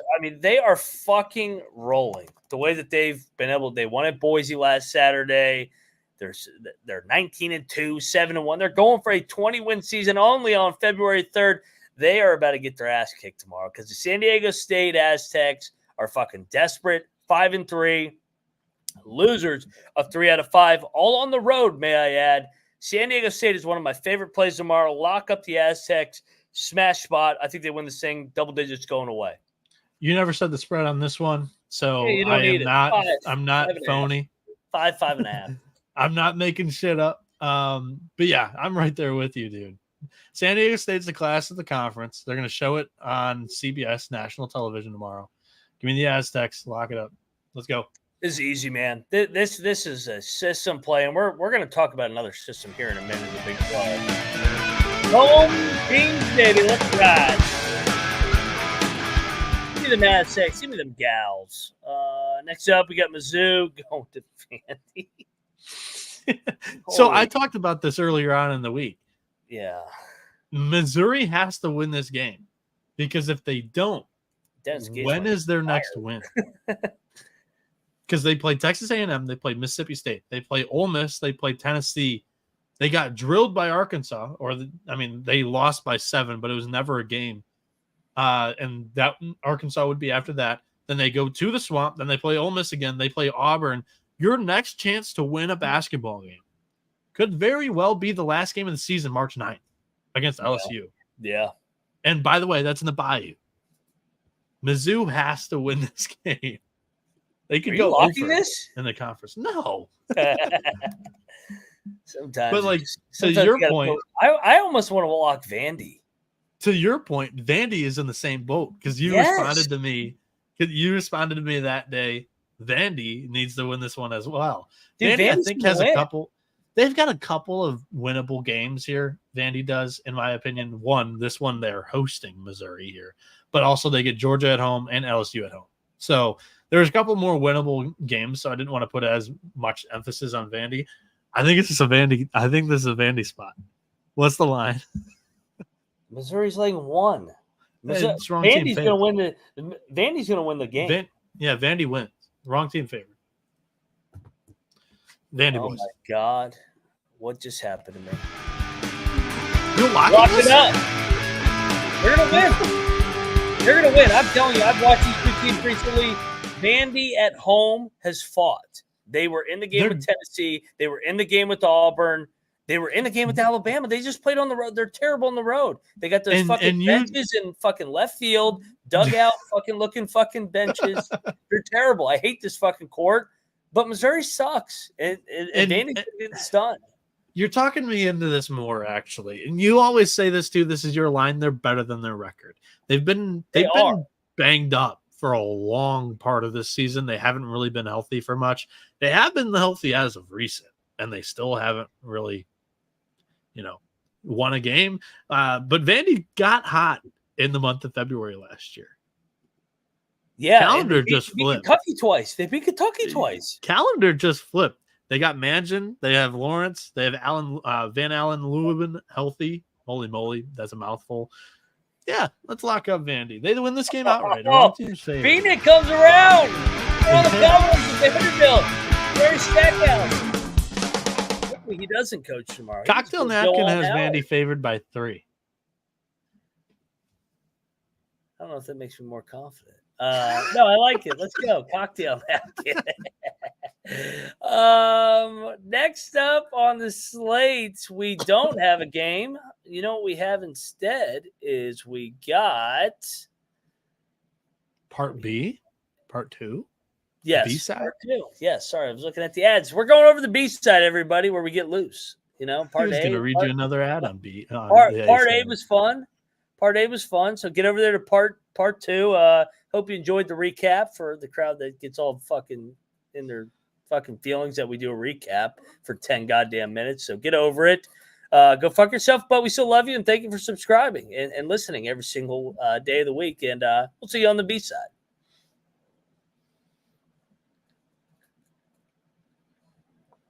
All righty, we're back on the College Basketball Experience B-side, talking games for Saturday, February the 3rd.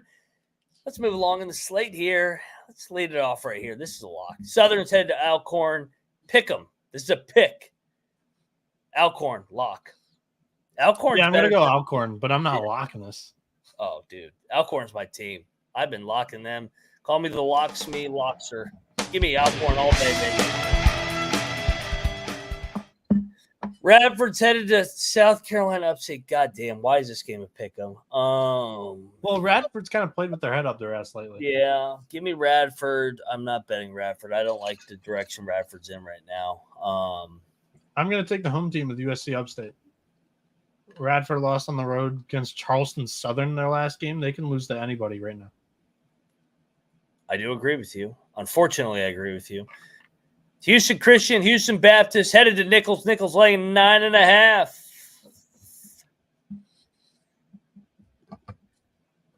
I hate Houston Christian. I hate this team. Give me Houston Christian now. That's I'm not betting. Here, I'll give you a Colby impression. I'm not betting this. That's my impression too. Yeah, this is too many points. Give me the Huskies. Bucknell's head to Americans laying 5.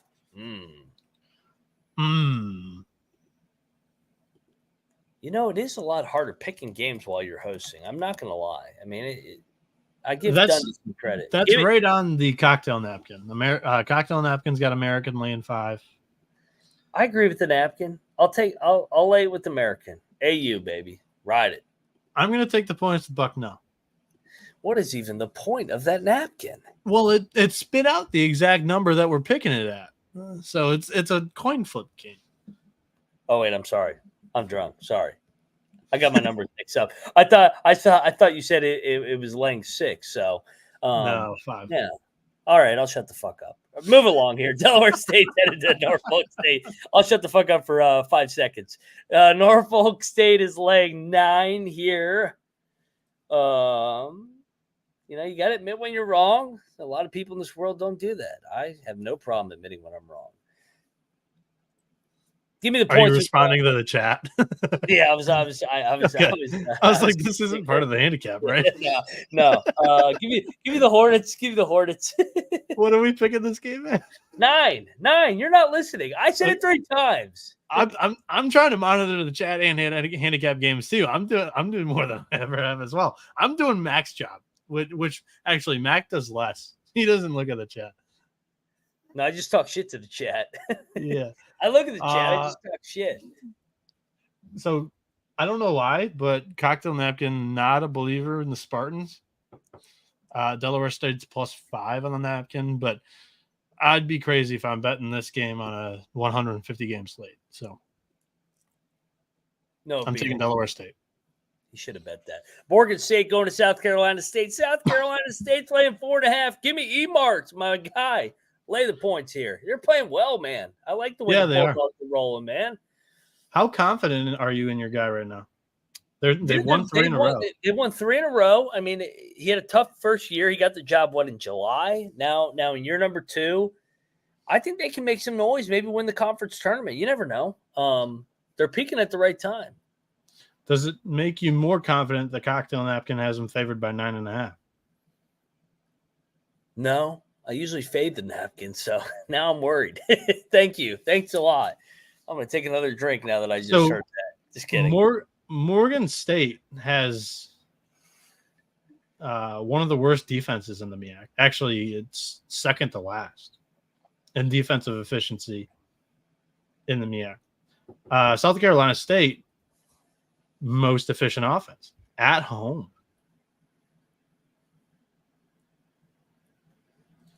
In the MEAC. Right. Let me look into this more. Yeah. I don't know why I decided to look into this one deeper than the Norfolk State away, man. They've won 3 in a row. They haven't won 3 in a row since freaking the 90s, probably, man. They're rolling. When a team wins 3 in a row for the first time in forever, I just don't want to bet on them.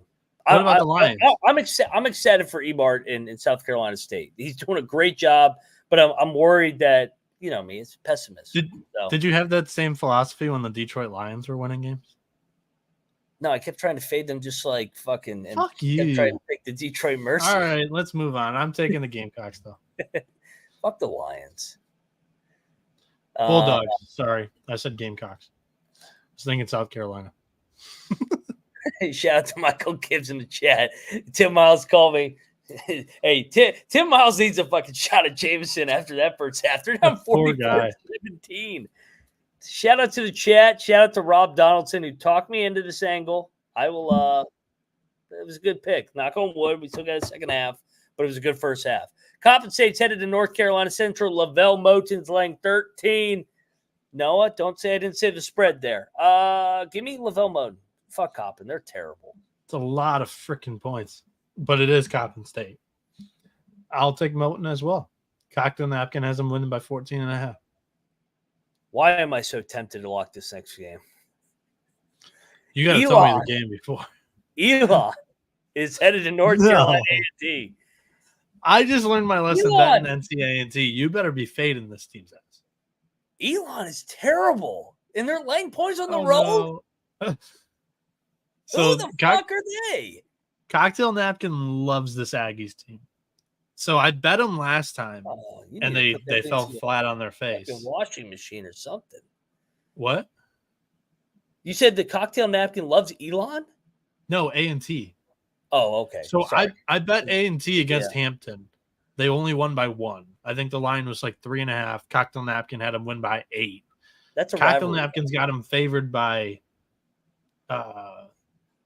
where'd it go? 7 this game, and they're a dog. I don't know how to handicap this though. They're both bad. This is one of the games where whatever the fuck you think is going to happen, take the opposite side. I know people come here for the picks show, but sometimes whatever you think is going to happen in a fucked up game like this, take the opposite. Give me North Carolina A&T. And Mac, your logic applies here. A 2-7 conference team is laying points against a 5-4 team in conference. Oh shit! Yeah, you're right. All right, I take Elon. You're right. You talked me into it. Good job, Noah. I'm not betting it though. I'm not betting it. Only on Monday night. That's what I said. Cocktail Napkin's got a couple of vulnerabilities. A&T's one of them. They're so bad. And this conference in general is bad. They've had a lot of close wins. Give me Elon. Noah's Bieniek's locking that up. Just kidding. No. All right. After that freaking book report that you just gave on that game, I thought you were going to lock it. Evansville's going to Valpo. Evansville's laying 1. How many fucking pick'em games do we have between shit teams tomorrow? Thank God it's a big slate. So that means it's a great slate. Well, I would argue that Evansville and Valpo should never be televised. From what I've seen, they should play this game at 5 a.m. and nobody should watch this. Give me Valpo. These two teams suck. Yeah, I'm on the Beacons, Crusaders, Valpo as well. A lot of conviction there, Noah Bieniek. Western Carolina, the Catamounts, they've been struggling, man. They're going to Wofford. I don't know what's going on with Cats right now. They're only laying 2. Wofford's rolling.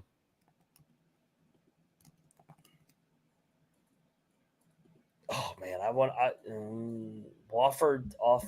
They've lost 3 out of 4 though, but they beat Furman, they almost beat Chattanooga, almost beat Sanford. Western Carolina's lost 4 out of 5. I want to say Wofford's covered 2 of those. They have, yeah. The Furman Sanford, the last 2 games they've covered. And this line's short, in my opinion. Give me Wofford. I think you're right. Troy's headed to Georgia State. Fuck Georgia State. Them and Georgia Southern can go fuck themselves after Thursday night's embarrassment. It's all right. I had to go to the MAAC to get this shit right tonight. Troy's laying 2. Give me Georgia State, but fuck these Georgia teams. Other than the Bulldogs tomorrow. I'm going to lay it with Troy. I think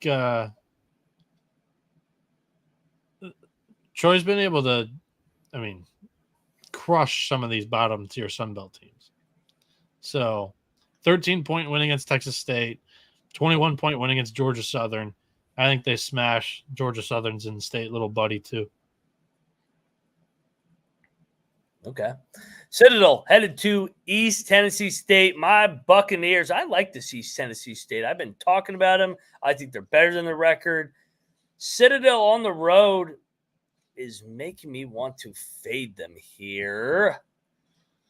Fringe lock on ETSU. What's the spread? 6.5. 6.5. Yeah, I'll go with the Bucks as well. Should we lock this? Dude, they're playing Cocktail Napkin has ETSU minus 11.5. I'm locking it. Give me my Buccaneers, man. They're 3-6 in league play, but I swear they're a 3-6 team. Citadel is also off the overtime heartbreaker to Furman. Oh, Wednesday night. Yeah. Maybe overtime. I'll lock it too. This is 6 or 6.5. Oh, Oh, double lock, 6.5. No, Phoenix come around. Get off the can. Fucking air.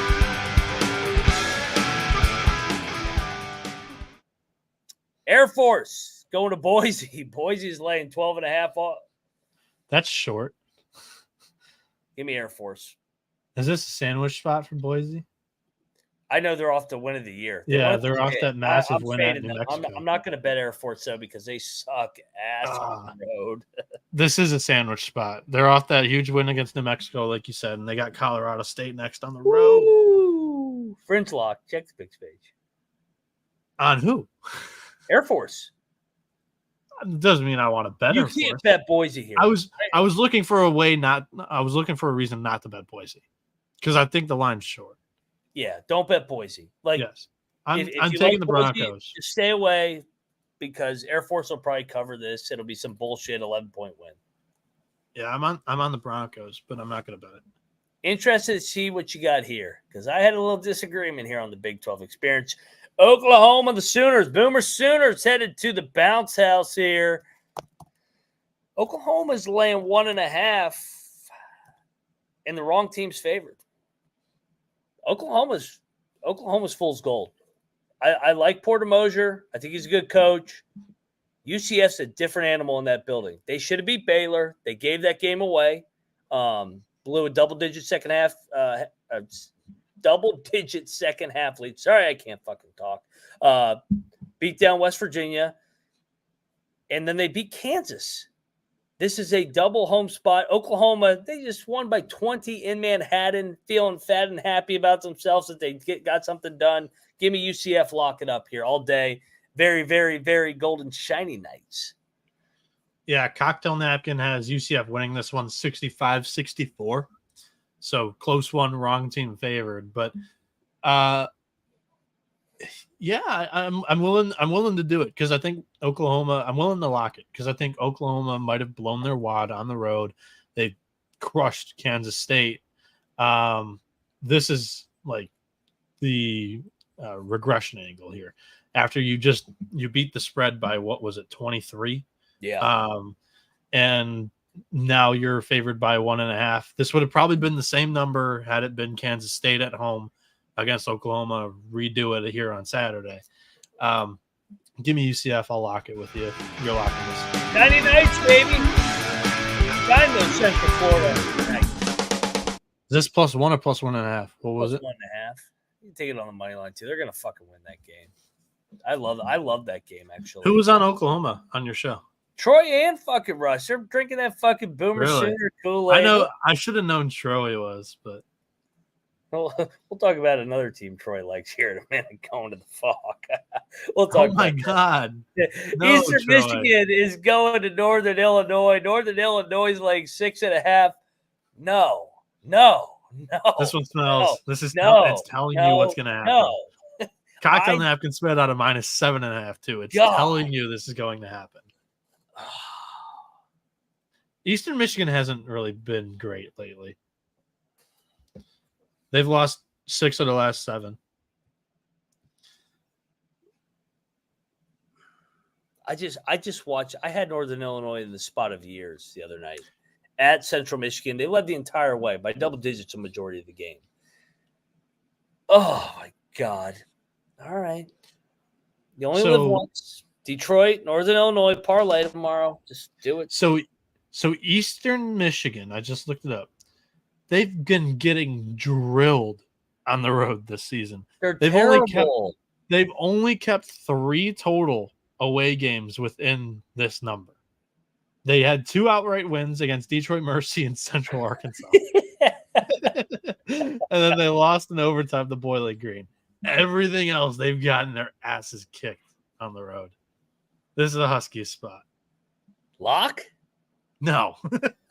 You got so much conviction. Like you talked yourself into Detroit. You talked yourself into Northern Illinois. I don't want to bet this entire thing. It's not me. What if I told you tomorrow, day for the Mercy Huskies?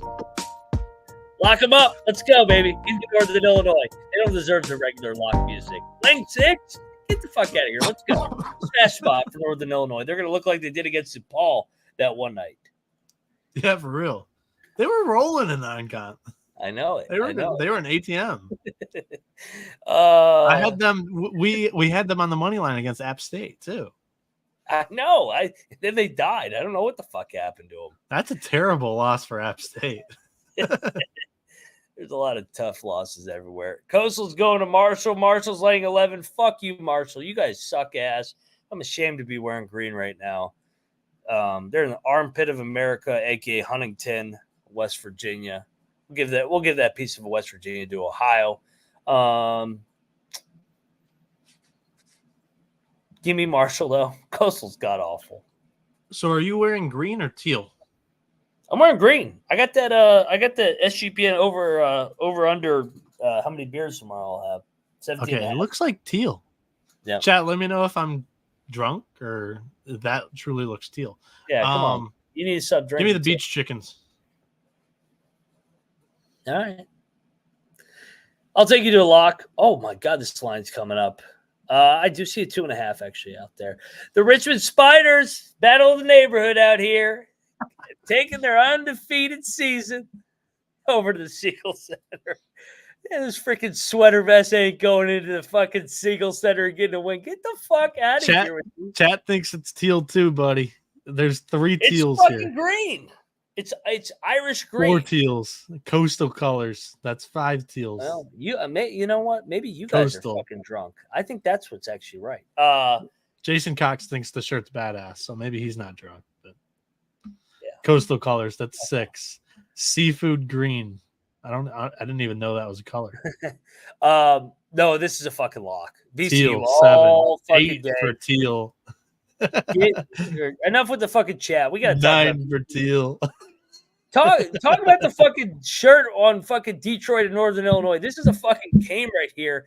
VCU is gonna they're not gonna fucking blow out Richmond. I love the Richmond guys, but they're walking in the wrong fucking building tomorrow. That Siegel Center is gonna be fucking hopping. No way, no how, baby. Lock up, ram it all fucking day. Get this sweater vest, wine and cheese crowd out of here. Undefeated no more. Ram it, baby. Let's go. So the chat's 9-3 in votes for teal shirt over green shirt. But no, this is a Richmond spot. What? This is a Richmond spot. We just saw a very similar situation play out in the MAC between Toledo and Bowling Green. We talked about it with Todd Simon, bringing in a lot of transfers. He came over from Southern Utah into a rivalry that they can say it means a lot to them, but they don't know they're not ready to bleed for the rivalry. Utah State's own Ryan Odom comes in to VCU. Yes, he was an Eastern Shore or UMBC guy. He grew up on the East Coast, but he brings in a lot of transfers too. They can say they're ready to show up for this rivalry, but Richmond got swept in this rivalry last year. They're ready to bleed for this one. This group is ready. And Chris Mooney and the Spiders, I think they'll walk into the Siegel Center and they'll walk out with a W. I'm ready to lock battle this one with you. If you want to. Dude. So I was at happy hour tonight in the Richmond area, and I asked every single person at the bar, I said, hey, who's going to win that game tomorrow? Dude, Richmond's undefeated. VCU, this is a transition year. Everybody said Richmond because they're undefeated. You are freaking taking the freaking snorkeler route here. I'm also taking the wine and cheese crowd, and it's probably not going to be the only pick that I do with the wine and cheese crowd tonight. Hopefully they fucking pay for your order when you fucking lose this bet, because ram it all day. Lock battle. This is a lock battle. You're taking the lock battle. Private school pussies, sweater vest, wine and cheese, Richmond Spiders. Give me that freaking toughness. VCU Siegel Center, baby. Drink, grind, havoc, all fucking day. This fucking Richmond shit out of here. I like Richmond. They're all my neighbors, but no. This isn't a snorkeler take for what it's worth. I deep dove into this rivalry. You got to know the rivalry. Those snorkelers are playing for VCU. You think those 8,000 people in that fucking building tomorrow aren't going to know the fucking rivalry? The 15 snorkelers on the bench aren't. those staples are going Those to be are all shook by that transfers, fucking and environment. half That of them place is come gonna be from the West fucking Coast when rocking, they man. transferred in from Utah State. Oh, you're walking into one. You're walking into one tomorrow, baby. Siegel Center, ride, baby. Idaho State. Oh man, this is depressing. We went from that game to Idaho State, Northern Arizona.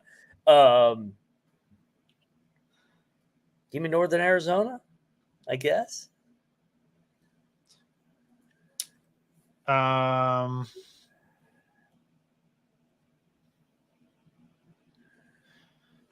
Yes, because Idaho State, I remember Idaho State just played a double overtime game against Northern Colorado on Thursday. Short turnaround here. Northern Arizona, I could lock this just because of the spot. I love it. I'll play your music. I could lock this. Noah Bieniek locking it up. What's the spread before I even commit to this? Northern Arizona's laying 1.5. I'm not gonna lock it. Thanks for the music, freaking brought everybody on. You're like that freaking chick that freaking just trying to get a free fucking shot, and then fucking boom, you look back and they're gone. Tickles everybody, tickles their balls, and boom, they're gone. Did you fall for that shit? The chick that will walk up to you when you're at the bar? I don't do that either. Noah Bieniek.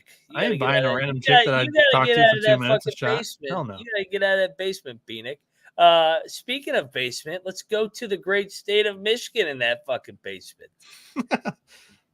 Should we bet Michigan? So, dude, I'm gonna be on VSiN tonight. For those that are listening to this, the 362 of us in the chat right now. Holy smokes! I'll be on VSiN tonight, and I was so close to sending this one in.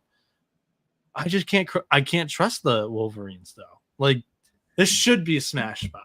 You get Doug back at home. Rutgers, they just lost at home to Penn State. Like, are they just gonna roll over and die? I'm right there with Rob Donaldson. This is a borderline Michigan lock. Are you gonna tease the audience, or are you gonna freaking lock it? What's going on? Even I can't trust my boys though. Oh, there he goes. Everybody's tickling your fucking balls again. Give me Michigan. Lock it up. Come on, man. This is a smash spot. They got Doug back. Let's go. Michigan Wolverines. Lock it up. I'll go solo. Can't believe no, the fact that just the fact that the chat loves Michigan here, and I loved Michigan like instantly. You love Michigan here. Too many people like Michigan in this spot. All right. I'll take you to another lock for Gators. We'll talk about your other team. The Gators are going to A&M. Okay, this one's fun. Yeah, you got a little dust up off to Florida. This is a lock. Texas A&M is going to fuck up Florida. This is a get-up spot for the Buzzsaw. This is a lock. Yeah. Yeah, because this is a total – it's a huge spot for Texas A&M. Florida, they just beat Kentucky. They're celebrating. That was their first AP top 10 win in 2 decades. Smash buzz here. Yep. They just won the Super Bowl. And yes, they got somebody arrested off the floor. Tyrese Radford. I love it. Prime pays, baby. Wait, what? I didn't hear about the Radford thing. Yeah, you didn't see that off the floor last night? No, I didn't see that news. Cameron Kirk. So Tyrese Radford is arrested? Where is it? This is kind of huge though, because like they played well when he wasn't on the floor. Because he missed some games earlier in the season with an injury. Yeah, he Cameron Kerr sent this to me. Yeah. He got arrested last night. Sorry, I was spelling his name with the S. I'm like, why is it not coming up? Yeah, Tyrese with the C instead of an S. Yeah, he got arrested last night. Really? This is a get-up spot. All day. A&M. Tyrese Boots Radford. He's got the mugshot in here. He was allegedly evading police during a traffic stop. It was last month. So, I mean, he's going to play. If that's the only reason why he was arrested.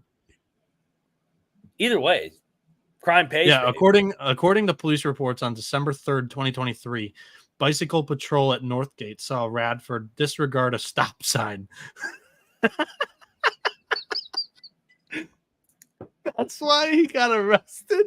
No Bieniek thinks Dude. he's funny. He's got getting away from the cop speed, as Gus Johnson said once upon a time. Shit. This is the smash. He's playing. He's gonna play this game too. Why wouldn't he? I mean, he got a little dust up the night before. I thought he's in like legal trouble. No. It's freaking College Station, dude. So bicycle patrol. No shit. He has get away from the cops' speed. He's in a car. Dude, this is hilarious. You're looking too much into this. The bottom line is fucking crime pays, and it's a Texas A&M spot all fucking I'm looking too much into this because I gave Kramer. So I'm going to be on VSiN. Florida Texas A&M is a game that we're going to pick. It's going to be like, my team versus Kramer's team and whatnot. And I was gonna lock up or just bet Texas A&M on the show. I didn't know about this whole thing. Well, you can credit me. This is hilarious. Thank you very little. Grand Canyon's going. I'll credit you. I'll credit you and Cameron Kerr. Dude, so Utah Valley. I even went into the whole handicap. I was like, so Radford's out. Like they've played really well without him. Like, dude, that's an hilarious story. A&M, baby. Lock it up. Yeah, that's a lot. Grand Canyon's going to Utah Valley. We had a dust up in this game a couple weeks ago. Yes. Grand Canyon is coming off a freaking overtime game the other day. They're only laying 5.5 at Utah Valley. Dude, this is a smash spot. Give me the points. I agree with you that as a spot of all spots. Utah Valley just lost back-to-back road games. They're coming back home. They're getting Grand Canyon off an overtime game. And they had a dust-up the first game.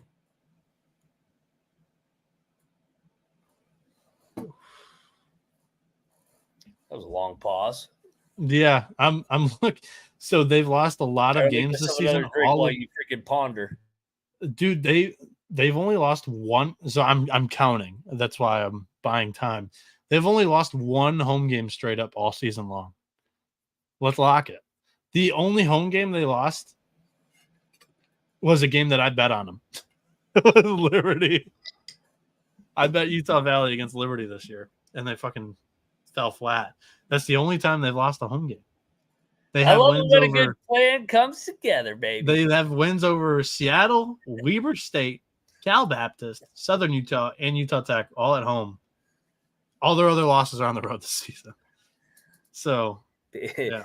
People are getting a kick out of the tickle the balls comment. They're saying, quit tickling your balls and lock it up, Noah Bieniek. Quit playing with the crowd, baby. I'm locking this. I hope I don't give you bad juju, though, because the other time that I locked them on this exact handicap was against Liberty, and they lost. But Utah Valley hasn't lost. They've lost one home game all season long. This is a money line play. That's what I said 10 minutes ago. And then you had to freaking handicap it and dive into it. That's just how I pick college basketball games. We talked about this already. Utah Valley, lock it up. No meeting. This isn't a double lock music.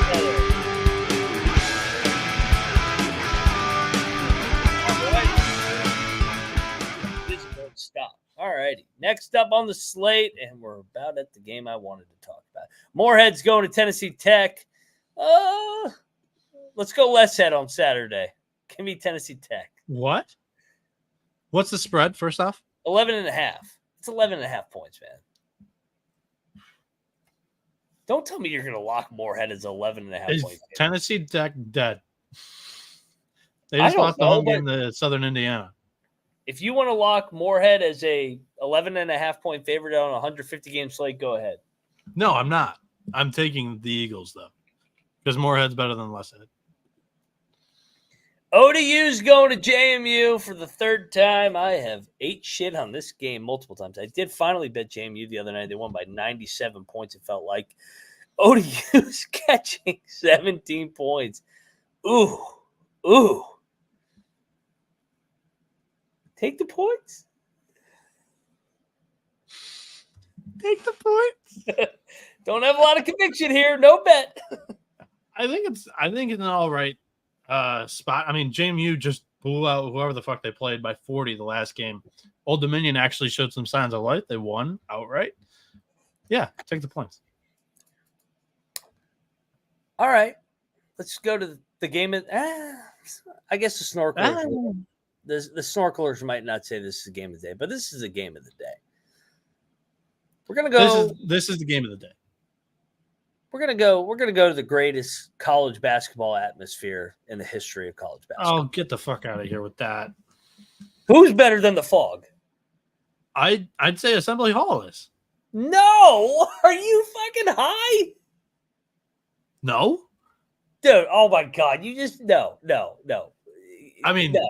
Kansas is the best atmosphere of all time. It's not even close. There's no way you can say Indiana has a better home atmosphere. It's very, very close. No, it's not. Yes. Indiana, North Carolina, Duke. Dude, they're playing today. Did you forget about those two environments? Dude, Kansas is better than Duke. It's better than Kentucky. It's better than Carolina. It's not better than Indiana though. Like Indiana's been shit.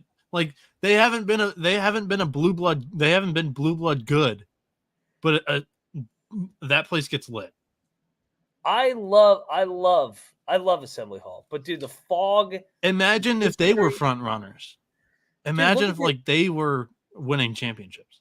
They're lit right now, and they haven't won shit in like 25 years. That's why I rip on Indiana. Part of the reason why Kansas wins so much is because of that building, though. Yes, I know. I know. I'm saying if that's how lit Indiana is when they're a bad program, like, and this is their lull. Indiana's not better than Kansas. I'm telling you. If you go to a game of Kansas, pay heed, all who enter the PHOG. So they're a dog for the second time ever with Houston coming to town. First ever game in the PHOG. The last time they were a dog, Baylor, the national championship team, Kansas won by 10. Bill Self has more Big 12 titles than losses at the PHOG. And I know everybody's going to fall in love with the Ken Palm, advanced metrics, advanced adjusted whatever efficiency, whatever that fucking. Yeah, but Kansas. So to back you up here, Kansas played a much stronger non-conference. Houston just beat the shit out of a weak non-conference at home, and they built that up. They didn't play any road games except for Xavier, and they built up this number that is ridiculously high. They're almost 34 points better than the average college basketball team this season. The discrepancy between them and the number 2 team, Purdue, is more than Purdue and the next 40 teams. It's absurd. Or not the next 40. I think it's like the next 14. I'm exaggerating, but yeah. Who's the best team in the country? It's probably Houston. Who's the second best? Purdue. All right. That's debatable. I mean, who's the third best? Who are the top 3? Who's the third one? In bracketology world? Yeah, I'm just asking who are the top 3 teams that everybody says? Houston and Purdue are 2 of them. Who's the other one? In bracketology world, it's Houston, Purdue, North Carolina. All right. Who's the number 1 ranked team in the country right now? They're a top 3 team. UConn. UConn went to the PHOG. Ask UConn how it went for them when they went to the PHOG the first time. Houston's not winning this game. And I know, like you're talking about, everybody is going to fall in love with Houston's metrics. Here's what the metrics don't fucking tell you: Houston's not getting the fucking whistle tomorrow either. No, they're not going to be able to rough up. They're not going to be able to rough up fucking Kansas. I've seen it for years and years. The most comparable team to Houston from a physicality standpoint in the Big 12 era was the Press Virginia era during the Bob Huggins Press Virginia 2015 to 2018. They never got the whistle there. It was always a Kansas whistle. You have to be 20 points better than Kansas in that building to beat them. It's not going to happen tomorrow. Kansas, lock of the day, probably lock of the season. Give me the Jayhawks, lock it up. They win by double digits tomorrow. Get this Houston shit out. Greg Masler asks if Kevin McCullough is going to play. I think he sat out last game to be 100% for this one. He doesn't have a set. If he's just, fringe questionable game time decision and doesn't play for this big of a game, this is the biggest game you're going to play. wearing a Kansas jersey at home. It just other than the NCAA tournament games and whatnot, this is the biggest game you're ever going to play with a Kansas uniform on in the Phog. And speaking of the Phog, you mentioned it with the home whistle. This is Houston's welcome to the Big 12 moment, because Kansas is just going to feed Hunter Dickinson the ball where he has a matchup advantage down low. You can say all the shit that you want about Dickinson and how he's not consistent, but the one thing that I know about Dickinson is he shows up for the big games. I think it's a good game for him. Cougars foul at a high rate. Their opponents are taking the 59th most free throws per game, and that's only going to climb with Bill Self on the sideline with Kansas here. The free throw discrepancy percentage, I think Kansas is 78%, Houston only like 71%. I mean, when you put Kansas to the line that many times, they're going to make them. It's rock chalk Jayhawk for me. They won it outright. Forget the fucking points. This might even be like alt line the other way. Wrong team favorite. And the other thing, man, Houston on the road in Big 12, lost in Ames, lost in Fort Worth, barely got out of Provo, barely got out of Austin. Now they're laying points in the Phog. The fuck what are we picking this at? 2.5? 2.5. Or 2. Yeah. Sorry, 2. Kansas, fucking Lock City all day. One of my favorite locks of the day. It's my favorite of probably the year so far. I'm not kidding. Pay heed all to enter the Phog. Rock, chalk, Jayhawk, beware the Phog. Kenneth, Dickinson's not getting punked by Houston. They're a small front court. This is a Dickinson game if I've ever seen one. They're not going to let them rough up Dickinson. They're going to call every foul on those guys. I've seen that shit in the Phog. Dickinson's going to rough them up. Dude, like this is a small front court. This is a favorable matchup. You're giving Dickinson too much credit. He's a pussy. Not a fan. He's massive compared to these dudes. He got dominated by Pat Sumnick. That was alarming. It's a Dickinson game. It is. Stetson's played Central Arkansas. What a transition this is. Stetson's playing 4.5. The Hatters. Central Arkansas. Let's go. Yeah, I'll take Stetson too. Did these two teams just play each other recently? I don't know. I feel like I remember these two playing. No, it was North Alabama that I was thinking. Scott just asked, has Kansas ever been getting home once? The Baylor National Championship team that basically ran the table, but they didn't run the table because they lost in the Phog. That was also the COVID season too, so the Phog wasn't the Phog. Yeah. All right. And Coach P, Dickinson soft. Houston will dominate the boards and lose. I agree with that. McNeese headed to Southeast Louisiana. You know Coach P? I know Coach P. Oh, yeah. Coach P's he's a West Virginian, baby. Coach P's a good guy. Shout out to Coach Pinto, Joel Pinto, and Beckley, West Virginia. Coach P, I'll be at the game tomorrow. I'll give you a call in the morning. McNeese going to Southeast Louisiana State. David Kiefer. I want to bet on Southeast Louisiana here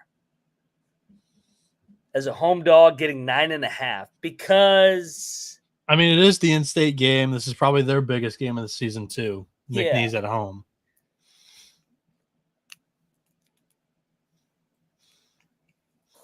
Does Coach P know your guy Kiefer as well?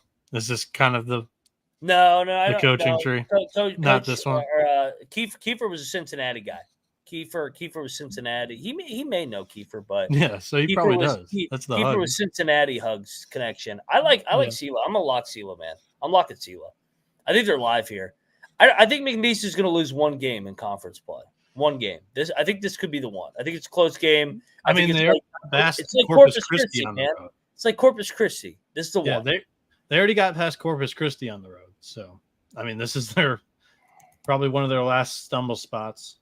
Yeah. I would say the last one would be Nichols, who's also, a Louisiana foe on the road.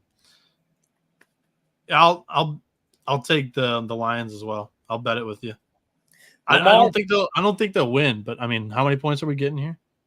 9.5, man. Yeah, that's too many though. Give me Sela. Lock it up.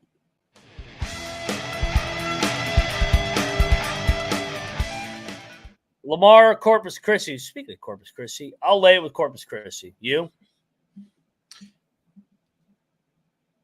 No, I think Lamar's going to get up for the game. I think they're one of the other better teams in the Southland. I'll take the points. Samford is headed to Chattanooga. Chattanooga's rolling, man. They're laying 2. Give me Chattanooga. I remember when everybody was giving me shit for betting against fucking Samford. They haven't covered in a fucking month. I'm going to take Nooga with you too. Samford on the road. They play better at home too. So I may bet Chattanooga. Check the picks page. What's the spread here too? 2. For which side? Chattanooga's laying 2 at home. I'm telling you who's going to win. That's the reason why I'm not going to bet it though. Like I think Samford should be favored, but it's kind of like you said, kind of telling you that Nooga's going to win this one. It's going to be close. Southern Indiana is headed to Tennessee State. Tennessee State's laying 7.5. Give me my Screaming Eagles. Yeah, I think this is a nice Southern Indiana spot. So I got no conviction. I don't have a good read on either side for this one, but give me Southern Indiana. UT Martin's heading to Edwardsville. Edwardsville's laying 2. I'll take Edwardsville. Yeah, this is a picks page. Fringe lock for me. Edwardsville plays their best ball at home. Right. No Bieniek. I'm going to leave it at that because I'm not going to handicap this one on the show. Make sense of this one. North Dakota State coming off the overtime win at North Dakota. North Dakota's laying 5. Dude, the cocktail napkin had it at 5 too. I'm going to lock North Dakota. This is a letdown. They beat the Jackrabbits. Quick turnaround. They're telling you what's going to happen. North Dakota over North Dakota State. Lay the 5 here. I like this. This is still too many points in the rivalry game, though. I'm not going to lock it, but I think the Fighting Hawks, like, this is the angle if you want to have it. I'm not scared. Can't live scared your whole life, no. Give me the Hawks. Take down the guys. I agree with Hasty. This line's crazy. I think you're nuts for locking it. I think like this is the cap for the range that it could be. Honestly, I'd wait. I'd wait to bet it. I think it probably comes down. It's going up because I'm going to bet it right now. Little Rock playing Eastern Illinois. Pick them. Little Rock laying 1. Give me EIO. Little Rock off the loss. Eastern Illinois. I mean, isn't this a revenge angle too? EIU beat them last time they played, correct? I feel like we picked this game in Morgantown to my memory. I can't remember that far back. Think I can remember that? January 6th. No, we were not in Morgantown that day. I was. No, I wasn't. I remember. So, yes, but Little Rock did lose to Eastern Illinois. This is a revenge angle. I'll take Little Cock. The Leathernecks are headed to SEMO. The Leathernecks are laying 4.5. That's short. Give me SEMO. Fringe lock. Why is this 4.5? First home game for SEMO in 3 games. They won their last home game against Edwardsville. I actually like SEMO. I probably will. This is Western Illinois' 4th road game in a row. Yeah, I'm locking SEMO. SEMO's going to win outright. This one smells. Western Illinois should win this one by more than 4, but they barely won at Lindenwood the other night. They suck. No, they didn't. They covered for me. I bet them. We double locked them. I know, and they won by 8. Yeah, they made their free throws. It was a 3-point game with 30 seconds left. Give me SEMO. Most of these Ohio Valley games are. Valley. Take the dog. Hair on the dog. New Hampshire's taking on Lowell. Lowell's laying 9. Give me New Hampshire. Oh, 9. I'm not betting this. System play. They're not the system team, but UMass Lowell's just as good. I'll lay it with the Riverhawks. Betting it? No. All right. Incarnate Word taking on New Orleans. New Orleans laying 4.5. That's a lot. Give me the private pussy tears. They suck, though. These teams suck. I'm out on this game. Good luck. I'll take Nola. Good luck to anybody betting it. I'm not betting it. Jacksonville, the Dolphins. Good luck betting on them ever. Going to Lipscomb. Lipscomb is laying 11.5. My God, is freaking Jacksonville falling off. They're off the win too. Jacksonville is. Lay it. They're telling you lay it. Yeah, Jacksonville just won by 20 against Austin Peay. This is a letdown. EKU headed to Kennesaw. Lipscomb. Oh yeah, I'm gonna lay with you. Actually, Lipscomb's lost 2 in a row on the road. They come back home here. This is a Lipscomb. This is Lipscomb beatdown. Yeah, Rob mentions it in the chat. Lipscomb beatdown. Lock. Yeah. All right. Did you say you were locking? Talk me into it. I'll pick Lipscomb. I thought you already said you were locking. No, I just said lay it. I'll bet it. Come on, you guys talked me into it. I like the angle. Yeah, that's a tremendous spot there. Eastern Kentucky's going to Kennesaw. They're only laying fucking 1. This line fucking rigs. Whew. I'll take EKU. They're off the loss of Queens, but I'm not betting this. I'm going to take Eastern Kentucky as well. Cocktail Napkin has a -4. But again, I think Kennesaw is off a loss too.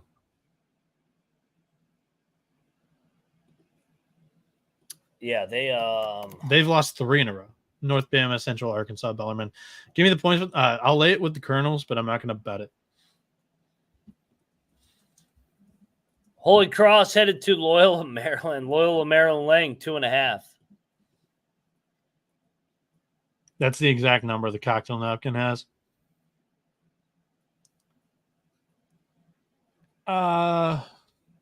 Dude, this one, Loyola, Maryland's going to win the game. They have 4 wins on the season, and they're favored.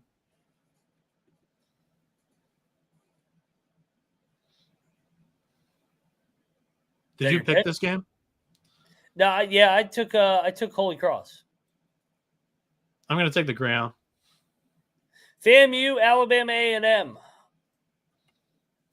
Give me Alabama A&M. I'm not betting this. This is a pick 'em. Is that why you didn't say the spread? 3. In favor of? Alabama A&M, I guess. I don't know. Holy, why? FAMU just beat Jackson State. Give me Alabama A&M. I don't fucking know. What? Don't bet this. No, I'm not. I'm trying to make sense of this. We got 60 more games and you're freaking talking about FAMU. Give me because it doesn't make sense at all. The Bulldogs have 3 wins in the entire season, and they're laying points against a team that beat Jackson State. FAMU sucks. It's telling you exactly what's going to happen. I'm not going to bet it, though. I'm not fucking drunk. Central Michigan, well, you should be drunk. What are you doing with your life? Bowling Green. Bowling Green's laying 6.5. Noah Bieniek, they're laying 6.5 points. Yeah, I know. I listened to you. No, you don't. You have missed 75% of the times I've said they're laying or taking. Give me Bowling Green. Fuck this Chips team. They suck. This is a great game for what it's worth. Bowling Green 6-3 conference. Chips are 7-2, but they're coming off a double overtime game during the week. So give me Bowling Green. I like it. Arlington's going to Dixie State, aka Utah Tech. Arlington's laying 5. Give me Arlington. Too many points. And Utah Tech's at home. This is disrespectful. Well, then lock it. Talking about how disrespectful. All right. No, Bieniek's locking it up. They've beaten Stephen Austin at home, too. This team's good at home. No, Bieniek sold by the win over the Mexicans the other night. He's locking up Dixie State. Sorry, Mac. What are we picking this game at? See, I said it 3 fucking times, guys. 5, motherfucker. Cocktail Napkins only got him a 1.5 point dog. See, I know why you can't hear me, because you're just looking at your napkins number and you think that's the fucking spread. I know exactly what's happened. I'm not fucking stupid. I'll fucking take you to a lock right now. Colorado's headed to Utah in Salt Lake City. Utah is laying 2.5, and it's a lock. I am locking up the Utes. -2.5. -2.5. -2.5 for the Utes. Lock it up. Are you coming with me? Yes, this is a smash spot for Utah. They just took 2 straight losses in Washington on that little road trip, playing the Cougars and the Huskies. Now they come home. They get a polarizing, bipolar Colorado team that struggles on the road. Utah smash. This is a lock. All right, yeah. Way to go, Nap. Let's go, Utes. Lock it up.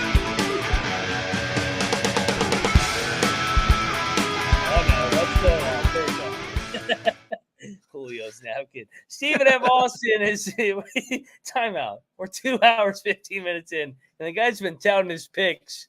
Is still MIA. Somebody freaking. Yeah, and we're past the normal start time. We normally go at midnight. Yeah, that's what happens. A little front runner action, a little adversity. Boom. You'll find him in the gutter tomorrow. That's what happens. We need a health check. Dude, that's not funny. He might have checked himself into the hospital. Oh no, Matt, you know his public square ass is gonna be on fucking Bob Morris, and he's gonna eat shit on that pick tomorrow. Stephen F. Austin's going to Tarleton. Stephen F. Austin, this is a pick 'em. Fuck Stephen F. I hate this team. They never cover. Give me Stephen F. Tarleton's favored on the cocktail napkin too. At home, so this is your angle right here. Tarleton 48th in creating turnovers. Stephen F. Austin offensively 356th in turnover percentage. So Texans win this game. For the pick 'em, give me Tarleton State. Tarleton State. And you can bet over at Tarleton State. Well, first off, we're brought to you by the SGPN Patreon. The guys just dropped their bonus episode behind the scenes breakdown of Shaw's $200,000 winner. This week's Patreon pick and prize is free, $250 Super Bowl square, plus access to the pick sheet and exclusive channel on the Discord. Head over to sportsgamblingpodcast.com/Patreon. We're also brought to you by Underdog Fantasy. Underdog Fantasy, TCE SGPN, 100% deposit match up to $100. Use that promo code SGPN or TCE SGPN. I can't fucking talk. Noah, I already know you gave out a underdog play. Would you mind repeating that for the B-side listeners, the snorkelers? Yeah, for the A side, we got in live on a San Jose State's to bet Gourners lower than 17.5 points, rebounds, and assists. San Jose State's only scored 41 points, so hopefully this is lower. He's only got 8 right now, so we've got 10 stats to play with there. And then the other leg of that was Julian Reese, higher than 22.5 points, rebounds, and assists. 7-2 in Big Ten play, 3 straight covers here. MSU has a small and frankly weak front court, so I think Julian Reese has a nice game here against Michigan State. You heard the man. Get over there and bet it. Fucking Noah Bieniek's over there freaking giving out winners left and right all year. He writes an article over at the sportsgamblingpodcast.com with his underdog play of the day. Absolute fire. I mean, freaking winners left and right. And, get over there. Make it long. Maybe make a little bit of cash over on Underdog. I can't talk. Mobile website app when you use UnderdogFantasy.com. And when you use the sign-up code, promo code TCESGPN, Underdog will double your first deposit up to $100. Underdog Fantasy promo code SGPN. Oh, that was the Jameson speaking during the ad, right? It doesn't matter if I've had fucking Jameson all day or I was sober as hell earlier, and I did the intro for the first show, and I go the Big 12 College Experience preview and Dick's Pick Edition, and I go, did I really just say Dick's Pick Edition? And I'm like, what the fuck did I just say? So it wasn't the alcohol earlier. Shout out to Danny Dumbshit. He says, here's $20 for the Big West analysis still to come. Oh, man. Love you, Danny Dumbshit. Thank you very much. You got to live a little bit, everybody. Get out of your feelings. North Florida's headed to the Governors in Clarksville, Tennessee. Govs are laying 2. Lay it with the home. Yeah, they just got, speaking of Clarksville, Tennessee, they just got their clocks cleaned by Jacksonville. North Florida's been rolling. This line's telling you what to do. Govs, lay it. Lock? No. I'm not. I was surprised you weren't. Dude, I'm a new man. I'm disciplined as the host over here. Southern Miss is headed to Texas State. Texas State, my Bobcats off a win are laying 2. Oh, my God. This line makes no sense. Texas State, what are they, 2-8 in league play, and they're laying points? So does this mean Curbella's back? Well, if he's back, I want to take Texas State right now. That's why I'm asking you. Yeah, fucking that guy. I'll take Texas State. I'm not fucking betting this. Because I know you're anti-Curbelo. I actually like Curbelo. I don't think he affects the line one way or another. I'm checking their last game. Yeah, he didn't play last game either. Who knows? He won't play again. He's not. So Southern Miss, this is their third game of a 3-game road trip, and they lost the first 2. They lost to Marshall by 14. They lost to Arkansas State by 7. You're getting Texas State on a silver platter in a nice bounce back spot. You should win this one. So I'm gonna take the points with the Golden Eagles. I think they win the game. Wrong team favored. I like it, Noah Bieniek. Wait, did you say you locked it? No. All right. I just think it's the wrong team's favored. As the line smells. Let's go to East Lansing, Noah.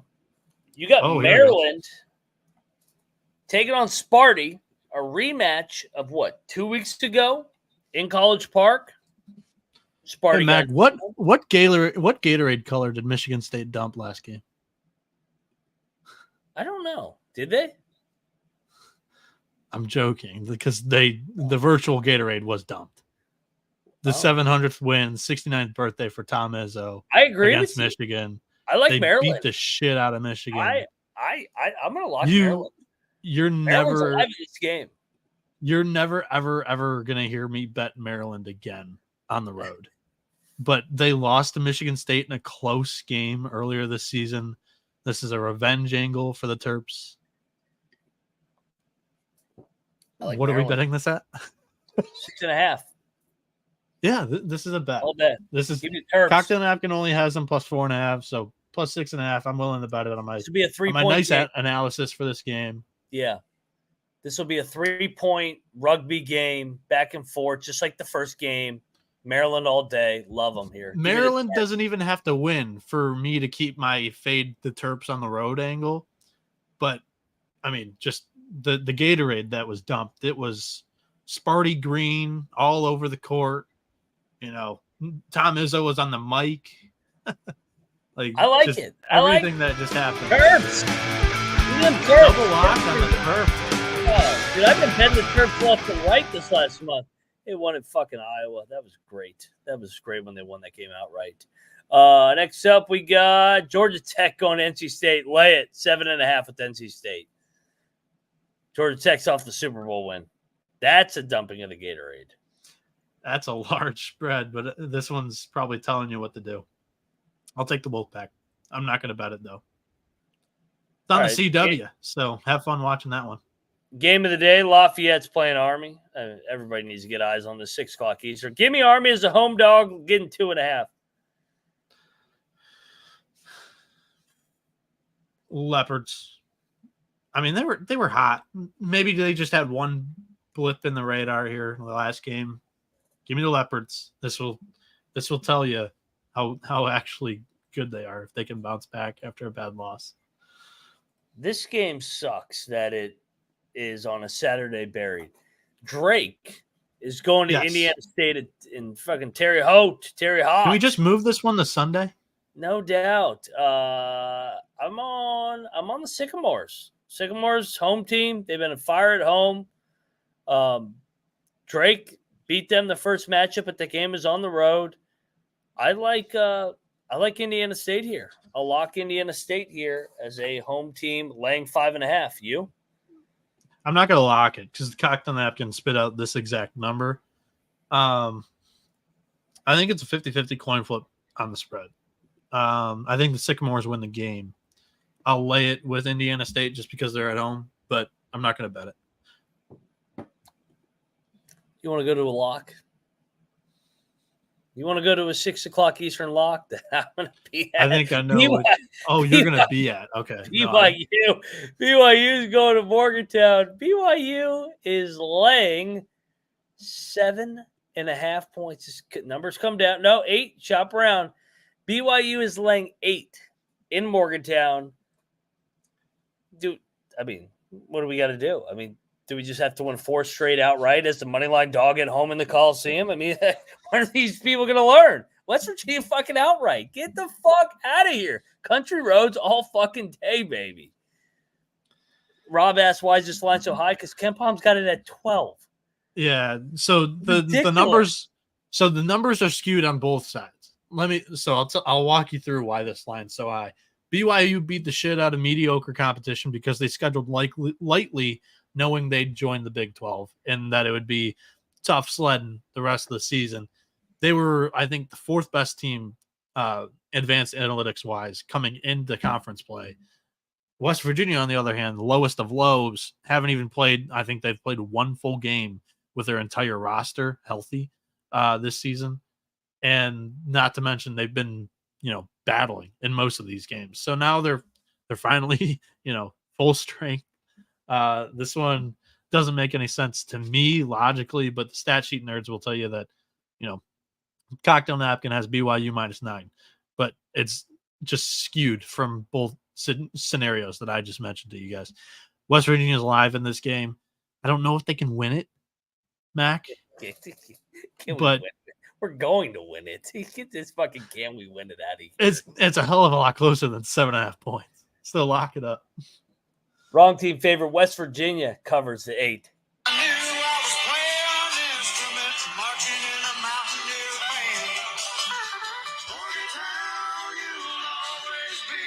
Home sweet home to me. Good old Morgantown. You're right. The non-copyrighted version of any of the West Virginia, songs they like to sing. Cue Country Roads. I like that song. How about that shit? My phone's at 1%. Fucking, that was clutch. Getting that Wow, off. that was clutch.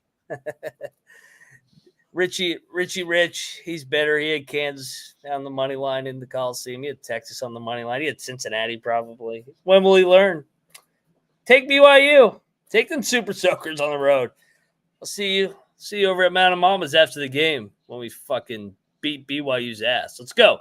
Towson going to Hofstra. By the way, I'm not driving to the mountains to fucking see a loss, just like the Texas game. Mountaineers outright by 9. They cover the other way. Hofstra's laying 2.5. These teams are basically the same, in my opinion. There's not much difference in these two.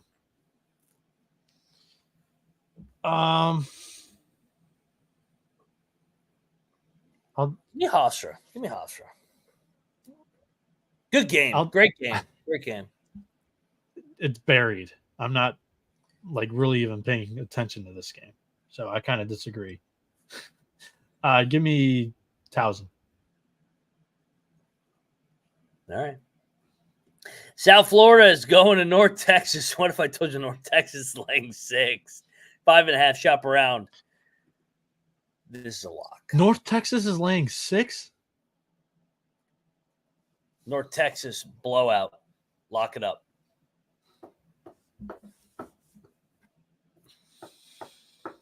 They are off the loss, right? You going to walk into this Courtney Love game and take South Florida? Yeah, give me the Mean Green, too. They just lost it. They don't lose at home, and they lost to UAB, who's had a pretty good history, actually, in Denton against them. This is South Florida's first trip to Denton, and North Texas doesn't lose at home. No doubt. North Texas, Mean Green locked up. Yeah, this is a lock. Auburn. Is this -6 or 6.5? Sorry. 6.5. Auburn is going to Ole Miss. Dude, I'm Benedicting on this game. What's the spread now, though? It's Auburn's only laying 3.5.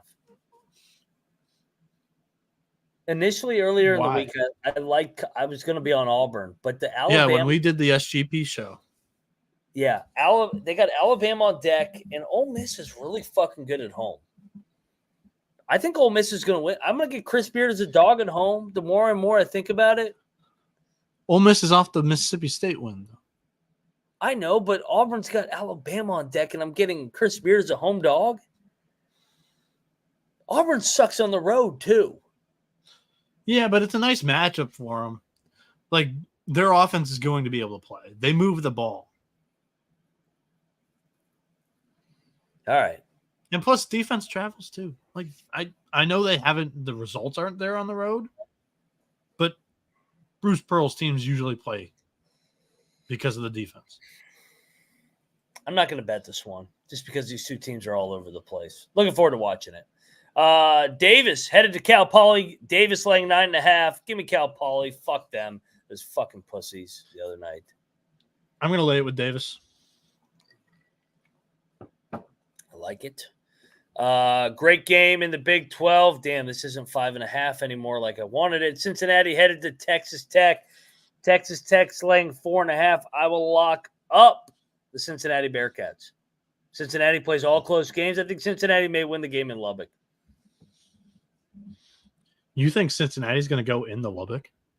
I think so, yeah. Their first road trip in Lubbock? Yeah. I think Texas Tech has overperformed. I think Cincinnati's maybe better than Texas Tech. Like I think they're even, but you have a 5-3 team, and then you got a 3-6 team. You look at Cincinnati's losses; they're all by one possession. Yeah. I think they're going to win. I think they may win this game outright. Give me Cincinnati. Lock it up. I'm on the Texas Tech side.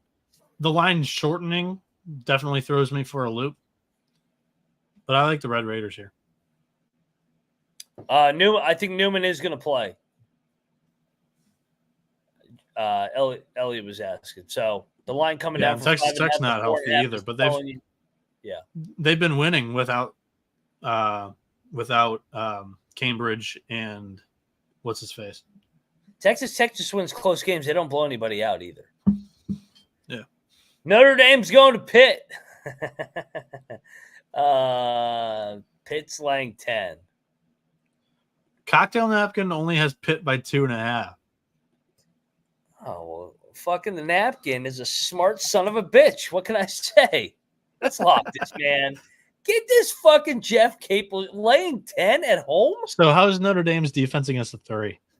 Because that's what matters. Dude, most. I mean, it's average in the country. ACC, it's pretty good. 5th best in the ACC. Lock. They got lucky as fuck against Wake the other night. Notre Dame. Irish. I'm your leprechaun. Yeah, I'm going to lock Notre Dame. Oh, shit. Notre Dame's got Duke. As soon as I'm spitting out, I'm going to lock Notre Dame. Duke's next. Dude, they're fucking like – what's their record? They're not looking ahead to anybody. It's not a look ahead. They're 7-14. They're one game at a time. Yeah, they don't need to win the game to cover here. Notre Dame, money line. Fringe lock for me. Fringe lock. Money line, just like last year against these counterfeit fucking pussies. Let's go. Yeah, but eat shit, Pitt. Shrewsbury didn't play Pitt last year. You might have did with Penn State now that I think about it, but before I spew shit out of my ass. No, he didn't. Welcome to the college experience, Noah Bieniek. Tulsa going to FAU. FAU's laying 17. I kind of feel like this is the blowout spot. I'll lay it. I don't have a strong conviction here. You? Yeah, I'll take FAU here.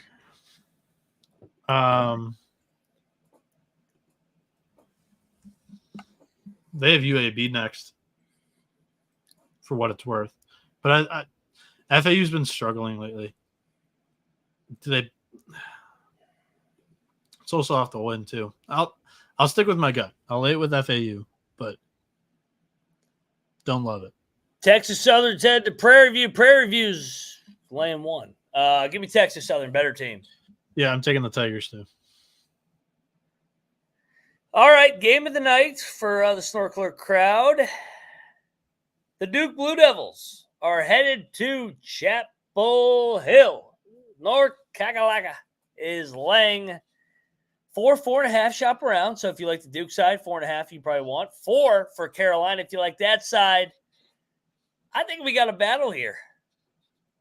Yeah, this is a lock battle. You already know where I'm going on this one. I said earlier in the week that I don't care if this rivalry's been close in the past. North Carolina's passed the eye test for me. Duke's been banged up. They haven't been playing, with their full roster and recently.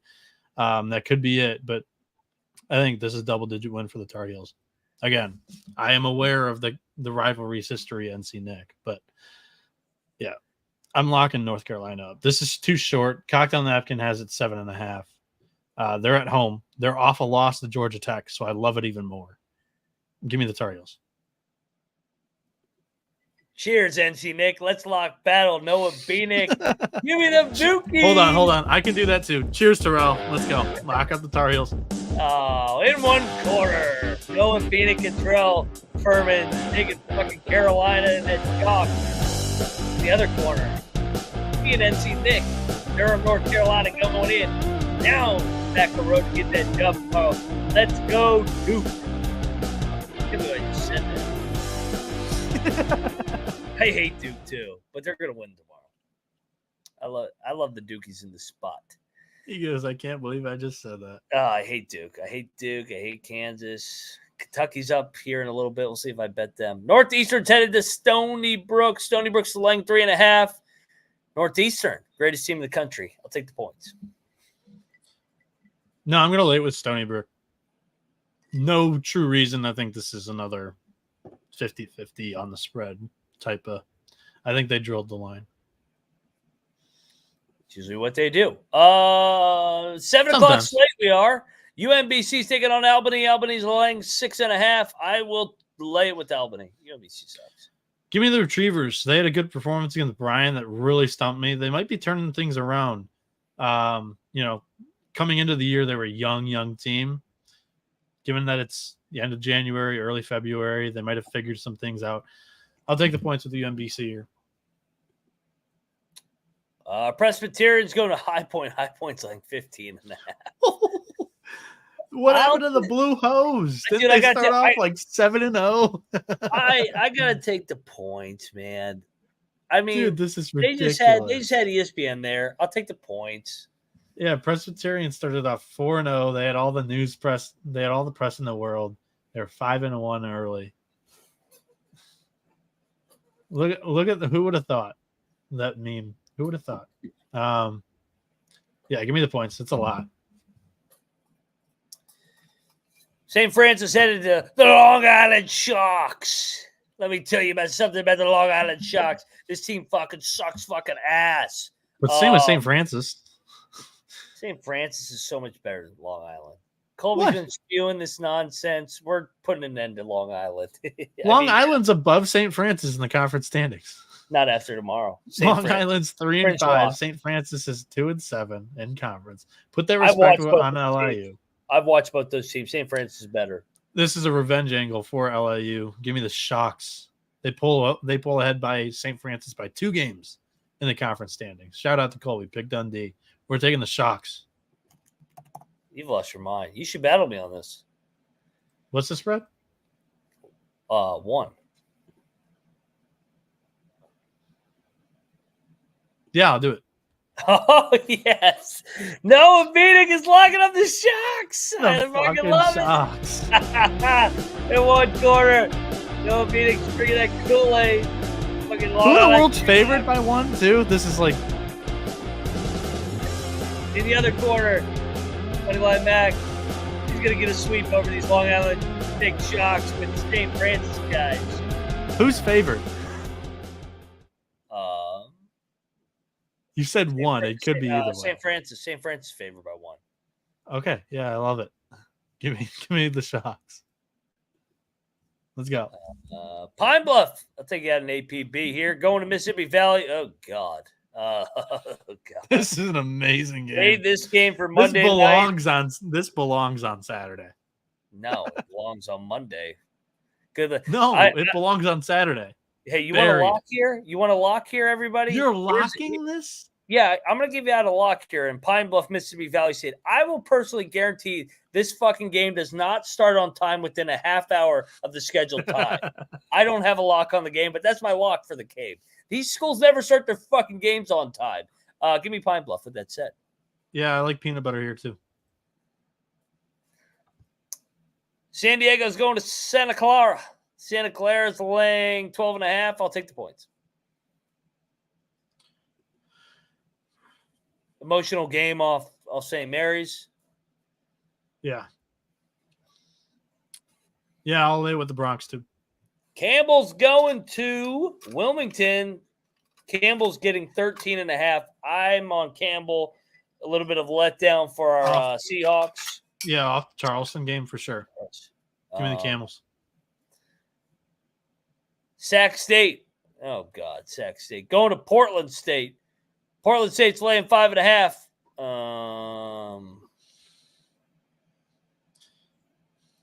Give me Sac State. Yeah, I'll take the points too. Now you're learning. When you don't have strong conviction, I'll take the points.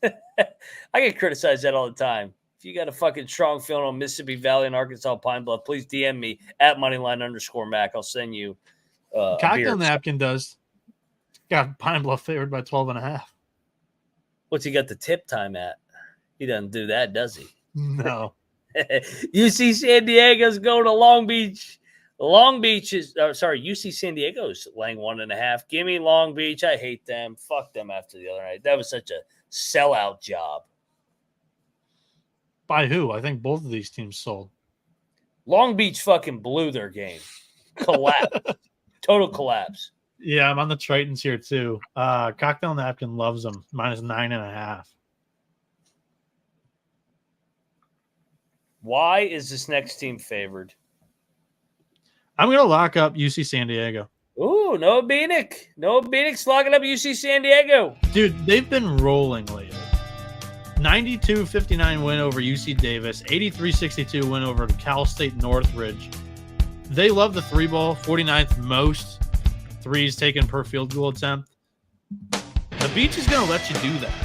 353rd in that category against and UC San Diego's efficient doing it. So, yeah, I like the Tritons here. Best of luck to you. I am sitting that one out. Thank you, partner. Why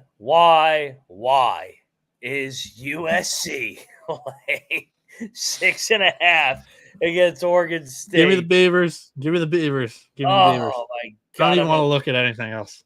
I'm not betting this. I am because this is 6.5. The Cocktail Napkins probably got it at like 12. Oh no, it's got it at 1. USC -1. I think that's right. I think that's right. This could be the USC like 30-point win. This is Beavers. Beavers have to. No Bieniek. Locking up the No, Beavers. I'm not locking it. Don't play the music. No. You just gave out 3 possessions of value. What is the point of that napkin? It was only 2. No Bieniek freaking tickling everybody's balls once again. Syracuse is going. You want me to lock Oregon State on a 153 game? They're +8. You just Oregon State's +8. Island. Anything goes right now, buddy. Yeah, that's true. Good counter. That's why I'm here. Thank you. Thank you very little. Syracuse is going to Wake. Wake is laying 7.5. Give me Wake. Give me the They're off the Pitt loss. Cuse maybe. Middle Tennessee is going to Western Kentucky. Western Kentucky finally lost a home game. Western Kentucky's laying 6. Rivalry. Give me middle. No strong field here, though. There's a lot of points for this rivalry, but middle's not 100% full strength here. They're also on the road. You tail them when they're at home. You fade them on the road. Western Kentucky is one of those teams as well. Better at home. So I'll lay it. All right, he's laying it. Pepperdine's going to Portland. Pepperdine's laying 1.5. One of those fucking sorry-ass teams. Give me Portland home dog. Yeah, this is one of the games that Portland needs. Like, if they want to what are they at right now in the conference? This is kind of funny. They're 2-6. They just won against Pacific. Let's keep it rolling here. This is another winnable game because there's not many more of them on the schedule for the Pilots. How about them Cowboys? Wyoming are headed to Vegas. Viva Las Vegas. UNLV is laying the lovely Las Vegas. 8.5, 9.5. Shop around. Oh man, God, too many points. Vegas is so up and down. They're another one of the bipolar teams. Yeah, they're on crack. I mean, I've learned my lesson. Oh yeah, did you, boy, learn your lesson on that game? Noah Bieniek locked up the -12 against Air Force, and they lost by 60. Negative EV there. Dude, give me Wyoming. Give me them Cowboys. Next up, Idaho. The Vandals are going to Montana State. I think we should take the Vandals getting 8.5. Montana State off the big win over E-Dub. That's probably true. Idaho doesn't really play well on the road, though. I'll take my potatoes. They are my team. Let's get a little Sunbelt Fun Belt here on this beautiful Friday evening. South Alabama is headed to Louisiana, Lafayette. Although I don't think they're Louisiana Lafayette anymore. They're just the Raging Cajuns.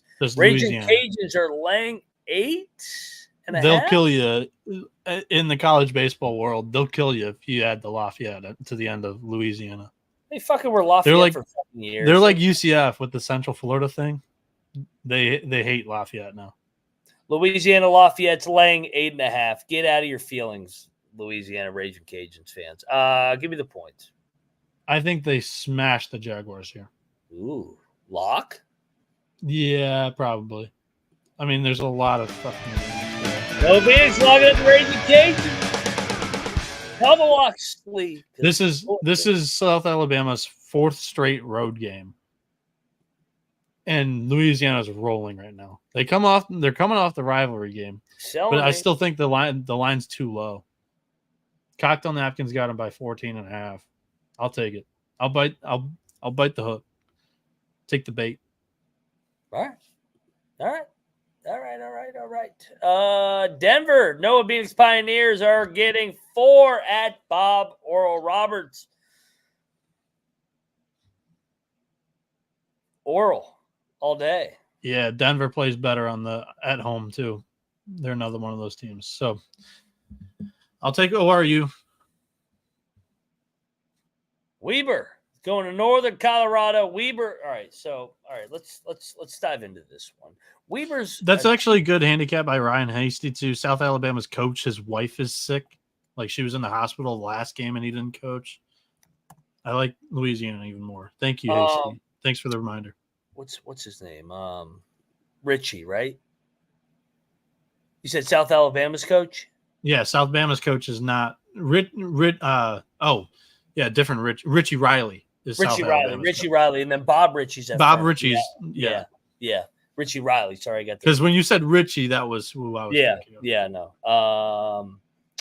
What do we do here with Northern Colorado and Weber, man? I feel like this is Weber. It's a solid game, but I think Weber hasn't really lived up to the hype, and Northern Colorado's kind of surprised, but they're coming off an overtime game.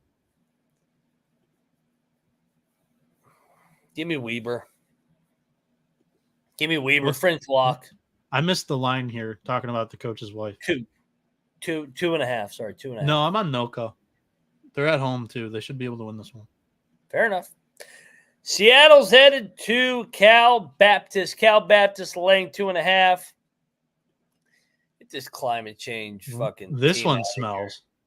This one smells. What, you think Seattle should be favored? Yeah, I think Seattle should be favored, but they're coming off the Grand Canyon game, so Cal Baptist is favored. Get this fucking climate freaking whatever the fucking arena's name is out of here. Cal Baptist, lock it up. Cal Baptist is good at home, man. They are. Cal Baptist could be lit. Seattle, they suck. They're off that overtime. They're off their Super Bowl loss. I hate Seattle. Cal Baptist, lock it up. Let's go. I'm on the Lancers, but I like Seattle for what it's worth. Cal Baptist, lock it up. That place going to be lit tomorrow. Let's go up. Take care.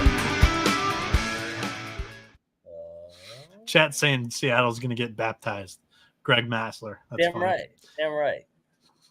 Go back to your ozone layer. Riverside's going to Northridge. Northridge laying 2. I have no idea. Dude. What happened with Northridge? They lost 5 in a row. They're rolling.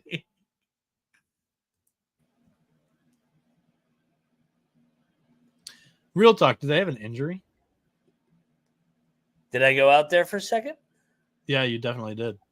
Well, I'm back better than ever. 2 hours, 50 minutes in. Where'd I leave off? Riverside? Yeah, Riverside, Northridge. I said Northridge has lost 5 games in a row. What the fuck happened? Do they have an injury?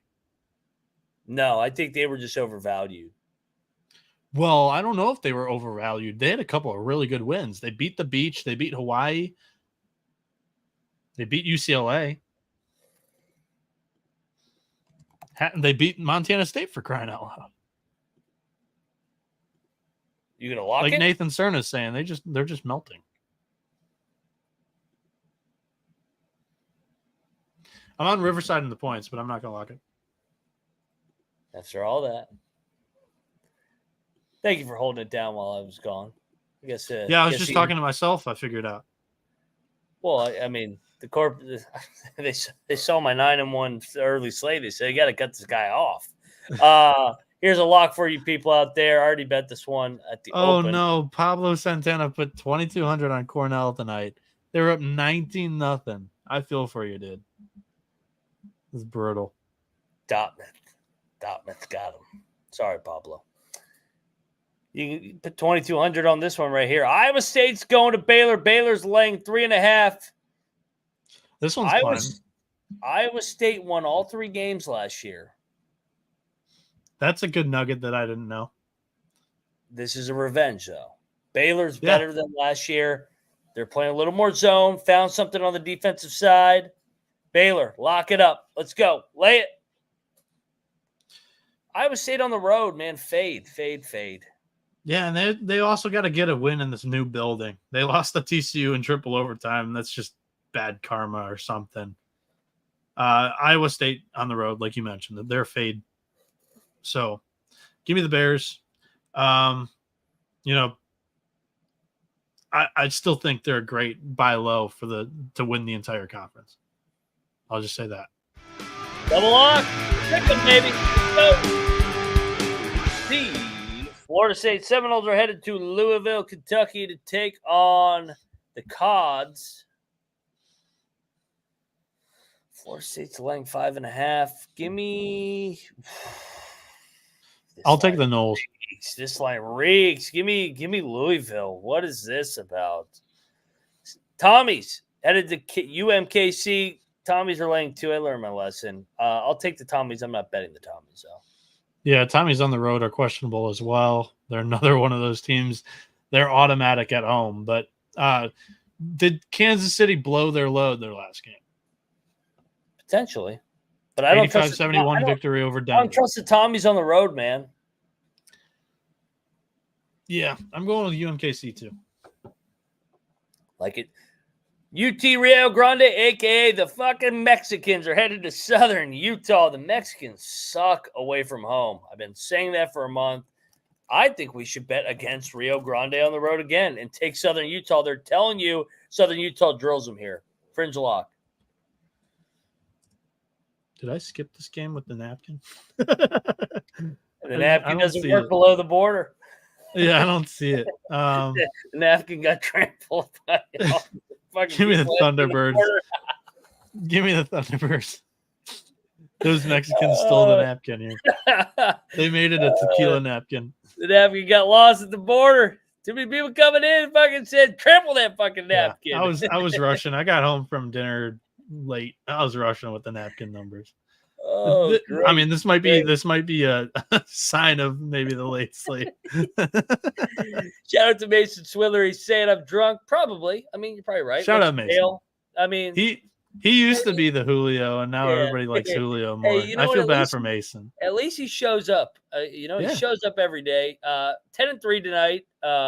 Rigged in my favor, apparently. So, not bad. Not bad. We're just talking a little Mexican basketball. So ride it or die it.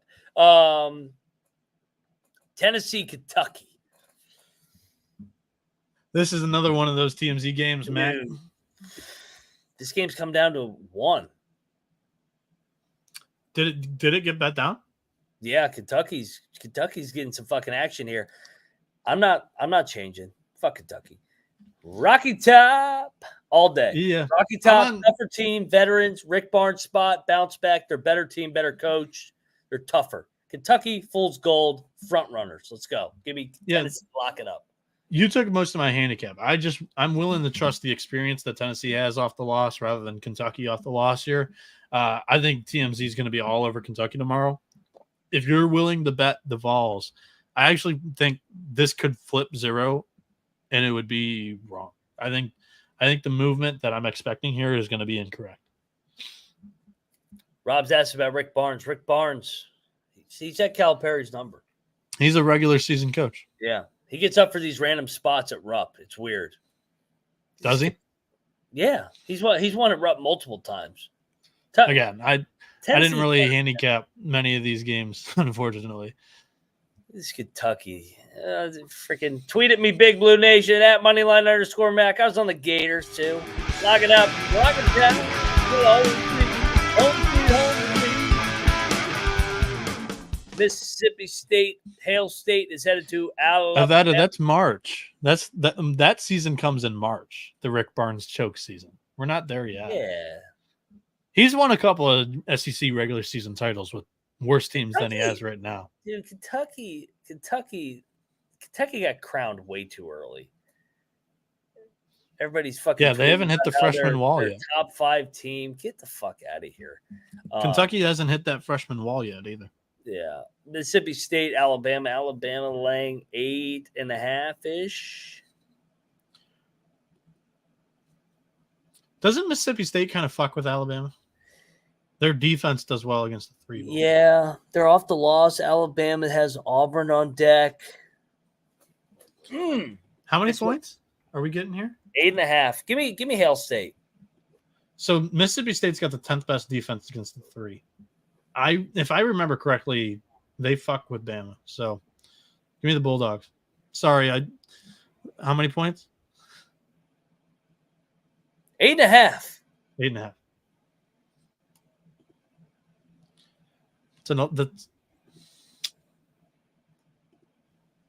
I'll lock it. I like Mississippi Woo, State. Yeah, I like it. You know what? You didn't really sell me, but I can be swayed, and I was swayed. Hail State. We're on the ball. We're on Hail State. Lock it up. Fucking Alabama got so lucky the other night. Jack State's headed to New Mexico State. New Mexico State's laying 2.5. I feel like we got to take New Mexico State again. They're at home, man. They're willing to fight at home. Did he just freeze? Oh, no, he's back. No, I'm going to take New Mexico State. Yeah. No, I said they're willing to fight at home. Mm-hmm. Like it was the joke because the one guy threw a right hand the last game. Yep. Shout out to Mob Rules. He gave us $10. Great job running the show without Dundee. He has big money on the Hoosiers tomorrow. Yeah, it was one of the locks. I like it. Building this puppy up over here. Me too, dude. Look at Bieniek. Bieniek's coming around, everybody. He's freaking giving out locks left and right. I have 2 columns. I have 2 columns. One for names of Dundee Jr. We're going to do a betting odds graphic for that. And then also the locks. So, yep. New Mexico that guy got suspended. Come on. He took an elbow to the gut. He didn't even start that. They always miss the instigator in the punishments. All right, let's move on. E-Dub's going to Montana. E-Dub is getting 2.5. So Montana's laying 2.5. Give me to bet E-Dub off the loss. Yeah, probably. This is they're borderline a system play as well. The Montana trip is the toughest trip in the Big Sky. You get Montana State, then Montana back-to-back on the road.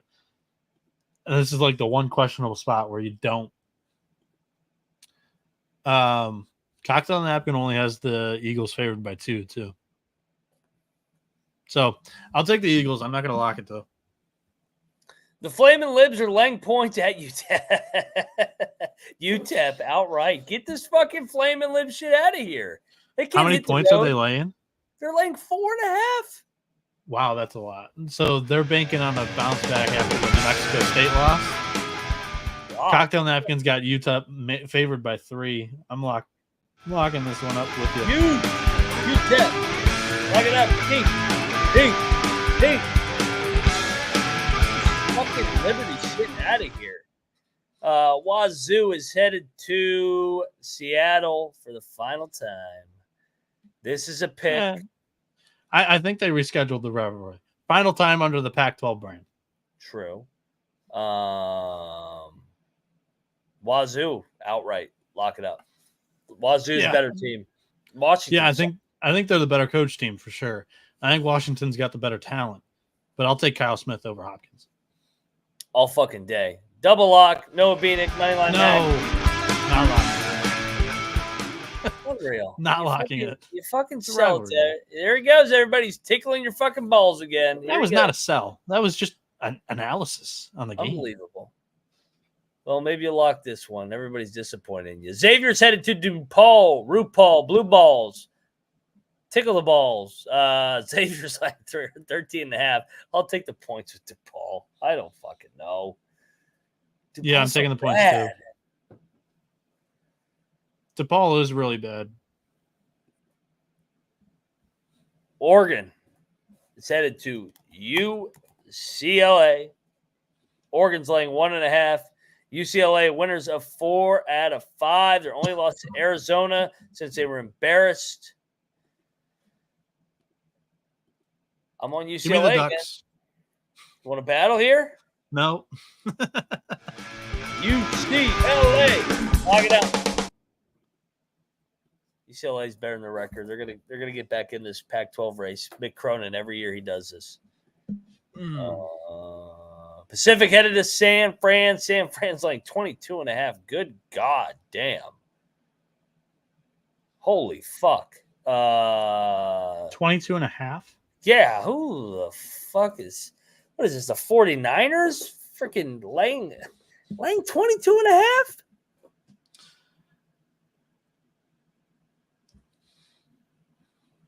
I'll lay it with the Dons. I don't know. All right, good luck. I'll take no conviction on that pick. You really sold me there, Noah. Hawaii's going to Irvine. Irvine's laying 8.5. I will lay with the Irvine because Hawaii's off to win. How many points? 8.5. Cocktail Napkins got the Anteaters favored by 12. They have UCSB on deck, though. Fringe lock. I'll handicap it later. Colorado State's going to Fresno State. Colorado State's only laying 6.5. Give me Fresno, fringe lock. I may bet this tomorrow. Cocktail Napkins only got Colorado State -6. Colorado State's got Boise State next. Yep, and they're off San Diego State. Horrible spot. I think this line's too short though. Give me the Rams. Remember last time we had this and they cover against Boise easy? Yeah, but you look at the Boise spot and they were laying double digits against Air Force. This is disrespectful to the Rams. It's too low. Give me the Rams. Santa Barbara's going to Bakersfield. Barbara's laying 2.5. Fucking Barbara. Give me Bakersfield at home. Barbara's just been too inconsistent. I'm with you. All right, so we got a bunch of fire games on ESPN tomorrow. You got Kansas, Houston. You got Duke, Carolina. Then you got Kentucky, Tennessee, the nightcap. This is always a fun one. St. Mary's is headed to the Kennel, and the Kennel is laying 4.5. We picked this at 2.5 on the show last night, or on SGP the other day. You know what to do, man. Yep. Zags all day, man. They're not going. St. Mary's, this is their year. You've lost your mind. You have lost your mind. You're freaking drinking that Kool-Aid. They've got the better backcourt. They have more experience than Gonzaga does. Noah Bieniek going to eat shit tomorrow night with the St. Mary's Gaels. Once again, headed into the kennel. Give me Mark Few again to beat the St. Mary's Gaels. Lock it up. I think this is like a 50-50 split between me and you and the chat. Chat likes Gonzaga and St. Mary's. This is great. This is one of the best games of the season so far. It hasn't really lived up to expectations. Both teams kind of suck, even worse than what we expected. But give me the Gaels. Don't overthink it, Noah. They're giving me more than a possession in this game. Come on. All right. Your best bet of the day, Mac, is what? That's our slate. That's the final game. That's what I said, Mac. Your best bet of the day is Kansas. That is a really good, really, really good spot. I mean, what are we talking about here?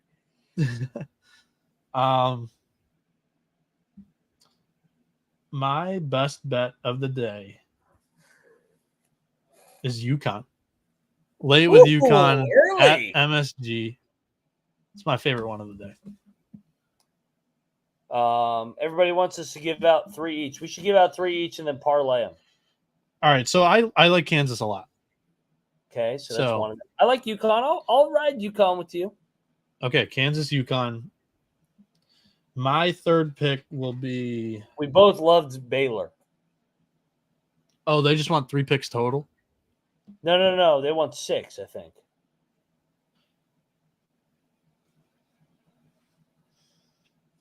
All right, so I'll write this down. We have Kansas, UConn. I like Baylor, but I don't love it. I'm not ready to get in bed with it and give it out on a parlay. West Virginia. Are you going to nominate Baylor though? Yeah, I was going to go Kansas, Baylor, West Virginia. Oh, Kansas, Baylor, West Virginia. Do you want WVU? So are we doing a money line or a spread parlay? Just because it's 6 legs, let's just do 6 spreads. Okay. Kansas, UConn, you want to spread Baylor, some on the money line. Virginia. West Virginia will win, but if you want to be safe.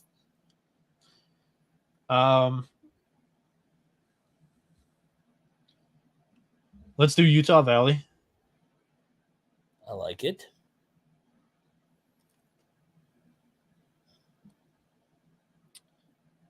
And let's go with